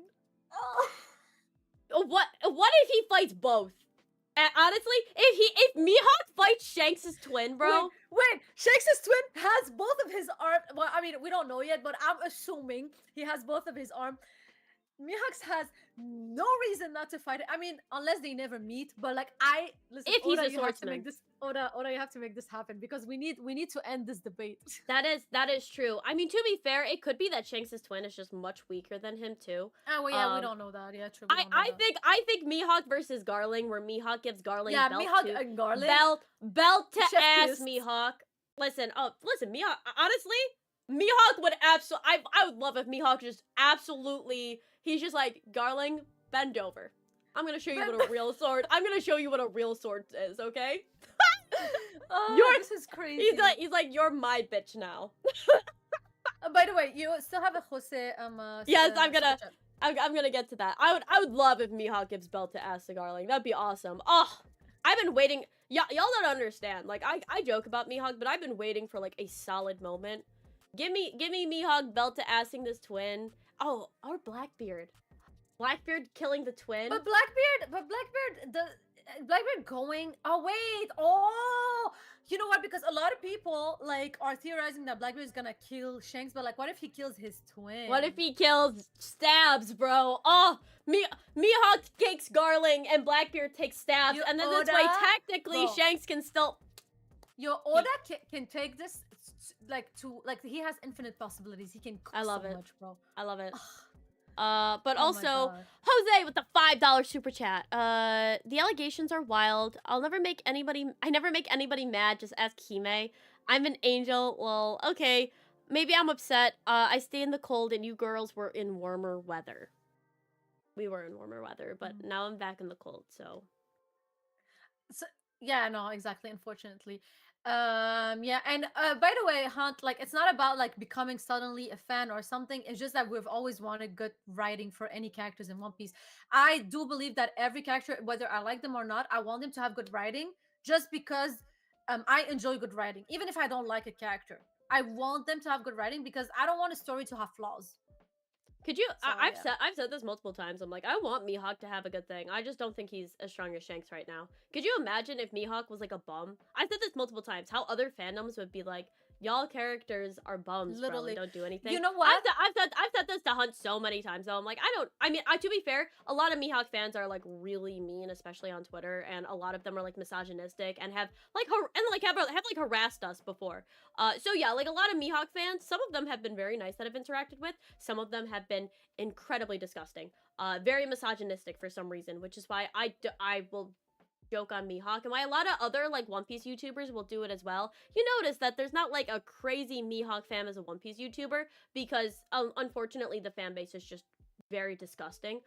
If the Mihawk fan base was nicer, and especially on Twitter, he probably wouldn't get memed on as much. To be honest, it's just a lot of clean up your fandom. If you clean up your fandom and you kick out some of the more disgusting people, which I agree, like every fandom has disgusting people, but there are a lot of them and they get supported by big accounts. Report those accounts. Get those out. Mihawk is not a bad character. I've never said he's a bad character. I have found myself disliking Mihawk because his fans have been pretty disgusting, especially towards me, which is like that's just what I had. But yeah, I would love Mihawk to get a defeat. I've said this for a while. I've even said like I think Mihawk is gonna cut down the Impel down ball. I think he's gonna do this and that. I just think like at this point in the story, if him and Shanks were to fight, a little bit edge to Shanks. That's all I said. Exactly, I don't even think that's controversial. And it comes down to the same way where, like, we were bantering Dragon, looking east and stuff, but everybody was making jokes. But we always stated that we think that Dragon is gonna be one of the strongest people at the end of the series. And we also think, and we also think, no, Dragon, and we also think that he probably has a whole lot, like a good justification to whatever he's doing. He's gonna have a big role. Like, we just love bantering some characters. It's normal, they're fictional. They don't get their feelings hurt. The only people that get feelings hurt is the people who don't know how to not associate themselves to fictional characters. Also, no, yeah, I agree. I mean, I don't really care about fictional characters. I just think they're fun. Also, Cody said 2 hours on a return stream. That is insane that we did hit over 2 hours. I'm pretty sure what? It's the last chapter also, and it was filled with so much. Like, there was controversy. There was like a big reveal. There was so much happening, so we had so much to say. Yeah. Also, listen, Terrence, you say Blackbeard's a bum. He'll come back. Young Smokey again, $10 super chat. You have just been supporting us like crazy. You are insane. You deserve beautiful presents under your tree, and your stocking will be filled with some of the most delicious candies that Christmas time has to offer. Thank you so much. He says, or does the new leader of the Holy Knights have an item that lets him use the Gorosei, like, powers? I'd love, like honestly, I've been kind of waiting for some more of, like, ancient artifacts in One Piece. Like, because we have, like, the, like, cursed objects and stuff, like, with the swords. Like, it could be really cool if there was something like that. I'd love some technology. Yeah. But the thing is, the fact that it looked devilish, I don't mind this happening, but I would love it more if it was, like, some devilish, like, power from Emo, and they're just all, like sell their souls and write down the contracts to be able to use some power. I think that would be very cool, but... yeah, I would like both of the theories to come through. Yeah. Also, I think that One Piece is great when there's a certain level of hype. Like, I think, like, especially just for Mihawk, we just need him to have, like, another sword person. So it's, like, thinking about, like, who could actually face him at this point in the series. Like when you think about it, who has a sword that could face him before Zoro so that we can get an accurate assessment of his powers? Yeah. Just for the story purpose for that. There's not very many people. And one last thing about Mihawk is it's not just because, like, oh, I want to make sure he's strong. Like, okay, I know he's strong. He has, like, he has his title, whatever, and he's been, like, hyped up, whatever. But as somebody who likes writing, I just want him to have his own life in the anime. It's in the manga. It feels like he doesn't exist for himself. He only exists for Zoro. Like Shanks, for example, he exists for himself. He has his own story, his own goals. He's doing something for himself. Buggy as well. Everybody, I feel like most people in One Piece have their own story, but I feel like Mihawk is just, like, doing, like, just existing there, just and is put in place just so Zoro, like, kills him at the end. He doesn't have a story of his own. What is his goal? What is he doing? Why did he join the Cross Guild? Like, I just want to connect to him. I just want to understand him and to be like, oh, this character, I can explain this character. Right now, you tell me to explain Mihawk other than, like, he is the strongest swordsman and he drinks wine and has a questionable bathroom and is just decided to follow the cross. Like, there's nothing much to this character. I want more depth. I love depth. I just want depth. Yeah, I think there's a lot of people who, like, very solely like Mihawk for hype, and you can tell when they like them for hype because he's like a strong character. I think Mihawk will be very good when he actually has his own story, when he actually has stuff explained, when we get to see a little bit of his backstory. Like he was this marine It's so hunter. sad. Like, Well, how are Mihawk fans okay with their character not having like any writing for himself? I would be so mad. I would want more from my character. I would want him to have like a bit like a story of for himself, like more moments, like a person. Like okay, he has his personality, but like I would want more writing for him. The fact that they're okay with it, I feel like it's because they don't mind characters being shallow, or they don't mind characters being just a hype tool to another character, which I yeah, find sad because I would hate my character just being a hype tool. Like I want him to have his own moment, bro. Bro, even Senior Peak had his own moment, bro. Everybody should have their own moment. You know? yeah. I mean, like, I agree. I'm also like, I know, like I'll do jokes, and I do jokes about like every character except for Blackbeard because Blackbeard is awesome. I love villains of stories. But yeah, like I'm gonna be honest, like the agenda piece stuff, like it's funny. I do feel like it does ruin enjoyment. I feel like that's why a lot of people like didn't like this chapter. This chapter was great. Very quickly, I just want to Amazing. do another super chat before we go into it. Wesley Turner with the $2 saying, you are the GOAT. Also, Bills winning the Super Bowl. Absolutely. The Buffalo Bills are the best. Josh Allen. Joshua Patrick Allen. Love Josh Allen. Thanks, Wes. I appreciate it. But also, yeah, this chapter was great. I think I'm gonna like when I do this in post, I'm gonna like kind of put timestamps where we talk about the controversy because technically we weren't talking about like the actual chapter. If we were, we'd be like, I don't like that, and then move on, right? But it's more so because there was such a huge conversation with YouTubers, with everybody, that I thought it'd be Oh best my to kind of just god. explain stuff. I think we were very reasonable. I think Yeah. that, and honestly, reading it, I feel like it wasn't like crazy. Like I said, like I'd be upset if certain people came back, but it's not from what I was hearing. I thought that they were already back and healthy in there. That's what I thought, and I'm like, that's so weird. This isn't But this. yeah, and me, I kept saying, in the event that it happens, this is how I Yeah, will feel. I've and I, never said that this actually is happening, and yeah, so it's like I think I honestly I think we were very well balanced. We had some good pushback and some other people agreeing. I think everybody can agree that fake out deaths can be very taxing on viewers. I think everybody can agree that we all love One Piece, and I also think that everyone can agree that regardless, Oda is going to make an enjoyable story, but it's okay to just have a little bit of criticism. But this chapter was an 8 out of 10. This chapter was great. This reveal at the end was fantastic. I really like right. the emotional stuff with Saul and Robin. Excited to see Loki and who he's talking to. But yeah, very quickly, we have 5 gifted memberships from Green Surfant. Thank you so much for the gifted memberships. Y'all are going crazy today. This is probably like one of my most like super chatted to streams. You deserve it. It's Christmas time, bro. Thank you. Also, thanks Ty for saying that they're reasonable takes. I always feel like, I mean, I'm gonna be honest, I'm a fence sitter. Many people know this from just my shorts. I mean, I don't do a lot of anime content anymore just because I get less death threats from cartoon content. I'm just gonna be totally real with you guys. Ever since I switched over to cartoon content, my life has been like so chill. Unfortunately, there's just a lot of toxic people in anime, and It's hopefully that okay. changes. I'm trying to keep the anime content alive on my channel, guys. Yeah, Hime is more of like the anime stuff, and I feel like if you want to see like a lot of my stuff, like we're gonna be doing a ton of reactions, like the new solo leveling will be all on her channel. So she's gonna be like the anime stuff, which that's coming out soon, Hime. So we'll have to do like edited stuff. But yeah, like I enjoy One Piece. I think it's great. I honestly think that One Piece is better without the fandom. Even though a lot of you guys are great, It I'm just being depends. like, I feel like it's so there's a hard. good chunk of the fandom that like makes it so like worth it. Like when I debate or discuss some stuff with other people, and like it's like done in such a beautiful way. Sometimes they even like show me perspective and stuff that I didn't even see. I just love it too. I love also reading theories, and I also like power scaling here and there. Like I think that when it's done like in a safe environment and it's like respectful, it's beautiful. Obviously, when something gets super popular, unfortunately, there's gonna be also some bad people here and there, and it's inevitable.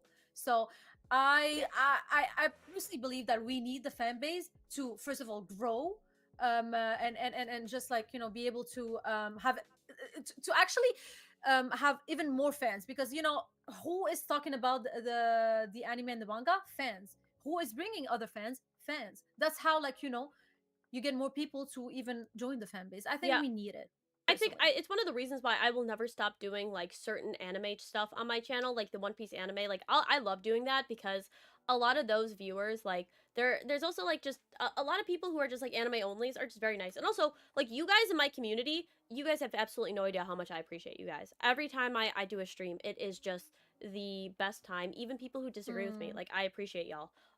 It is very kind. You guys are very amazing. Sometimes I feel like it does get to me, like sometimes with like how people are very rude on like Twitter and how some people are rude to other YouTubers and like sometimes even in other chats, but like the community that me and Hime have, you guys are just some of the most amazing people I have ever met. The support you give us, um it is it is fantastic. And I also appreciate how you guys have kind of like followed me with my content creation, where it's like I have kind of stepped away a little bit on my channel. At least on Hime's channel, I'm always active with like anime and stuff, but on my channel I definitely focus a little bit more on cartoons. But you guys have kind of come right along with me and watch stuff with me, and it's something that's like you guys are just amazing. I appreciate you guys. A little sappy, but you guys are the best. And although sometimes certain fandoms can ruin things, like I think the One Piece fandom at this point is like kind of at the height of toxicity because lots of new people, lots of bandwagoners, lots of people who see the popularity, and it's like eventually it'll become like the Naruto fandom, where it's like Naruto was like that at a point, and because it's kind of calmed down now, it's like a lot more chill. Um, I think it's gonna be very similar. But yeah, I mean, you guys in my community are just fantastic. So I mean, this is you guys are the reason that I still do One Piece content. Um, because regardless of how much hate I will get on some of these, the fact that you guys come here and support me, are just fantastic. Very quickly, JD Legend said, "Send a prayer out for Shamik Moore in the process." Is crazy. Is this actually man, this crazy. I don't know if this man is gonna, like, you know what? In the whole history of the world, Miles Morales, like, no Spider-Man has lost more aura than this man. That is just hilarious. That is so funny. Thanks, Jay. And then Wesley Turner with a $2 super chat says, "You guys are the best content creators." Ah, so sweet. Thank This is why we you. do stuff. Thank you so much. And then Terrence Matthews, another $2 super chat. Appreciate you, ladies. I appreciate you too, dude. You always come on. We always have great discussions, even if we disagree. Even if we disagree. Which I think is the best part. But like I said, I really appreciate coming on and having like discussions with people. I appreciate people coming on and talking. This is the reason that I Mm-hmm. still do this.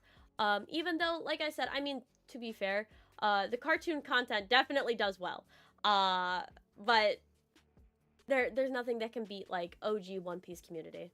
And you guys are right. Like good people can watch stuff, and so can bad people. And I think just right now, especially with like fandom spaces, there's a lot of toxicity. Eventually, it'll go away. It's kind of just waiting it out. But also, yeah, Hime is the steadfast person on anime. Um, and Wait, what does oh my, steadfast mean? you are, you're keeping on. You keep going. Hime loves the Oh. toxicity, bro. She thrives. By the way, guys, I ask what the meanings of English words are because English is my third language. For new viewers, I'm not stupid. I just don't speak English that well. No, Sorry. he may like I always feel weird because like sometimes people like get on you and they know that you don't speak English well, and it's just like poor Just in Hime. case. Poor Hime. Hime is crazy. Hime literally learned English 2 years ago talking to me. So Literally. I yeah, couldn't even. You remember? I couldn't even make one full sentence. And now look at me, bro. I know You really helped. you're kind of crazy. $20 from Green Serpent. He says pizza money, which is crazy because I literally Oh, just bought pizza today. So you guys are awesome. You guys are just so amazing. so sweet. Good feelings. Oh, this I is do. so. This I is know. so good. I do just want to say happy holidays, Merry Christmas, Yes. whatever other holiday you celebrate. I don't know if Hanukkah has already passed. I think it has, but if I forgot, happy Hanukkah. Happy Kwanzaa. I don't know when Kwanzaa is. I think it's sometime around this area. Uh, I'm not too but sure. but yeah. Happy holiday season. Happy New Year. I think I hit everything. You guys are the best. honestly. Thank you so much. And also a happy birthday to Hime, who is turning the ripe old age of 80 on the 26th. 80, that's crazy. And by the way, it's not today, guys. It's the 26th. Yeah, it's the 20 on the 26th. It's the Boxing Day. She's turning 80 years Sucks. old. That's insane. We are finding nursing homes to put her in as we speak. one foot in the grave. Right, 1 foot in the grave, 1 foot in the adult diaper section at Walmart. I love when I said that. That was so funny. That's so funny. But yeah, no, like yeah. So no, beautiful things coming up. I hope you guys enjoy your time with your families and celebrate. It's a beautiful, beautiful holiday. Everybody And say even happy birthday, New Grandma. Year's, and also everyone say, "How dare you, Jay? Jay is older than me. Jay is older than me. Okay, y'all should be calling Jay Grandpa. Okay." Thank you for all the birthday wishes. You guys are so sweet. Oh my god. Ah, I love you guys. Oh my gosh. That was very funny. I'm still not 30, and I will still not be 30. Thank you, Jose, still. Anyways, but yeah, thank you. How old are you turning? 29? Yeah.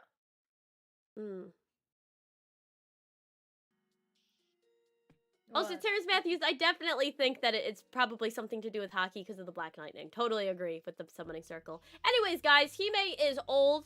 So glad that my twin is in the chat to help us out. Thank you so much, Jay. Crush out counter. No, Hime's actually very young. Hime already knows that the older she gets, the hotter she gets. So, better watch out.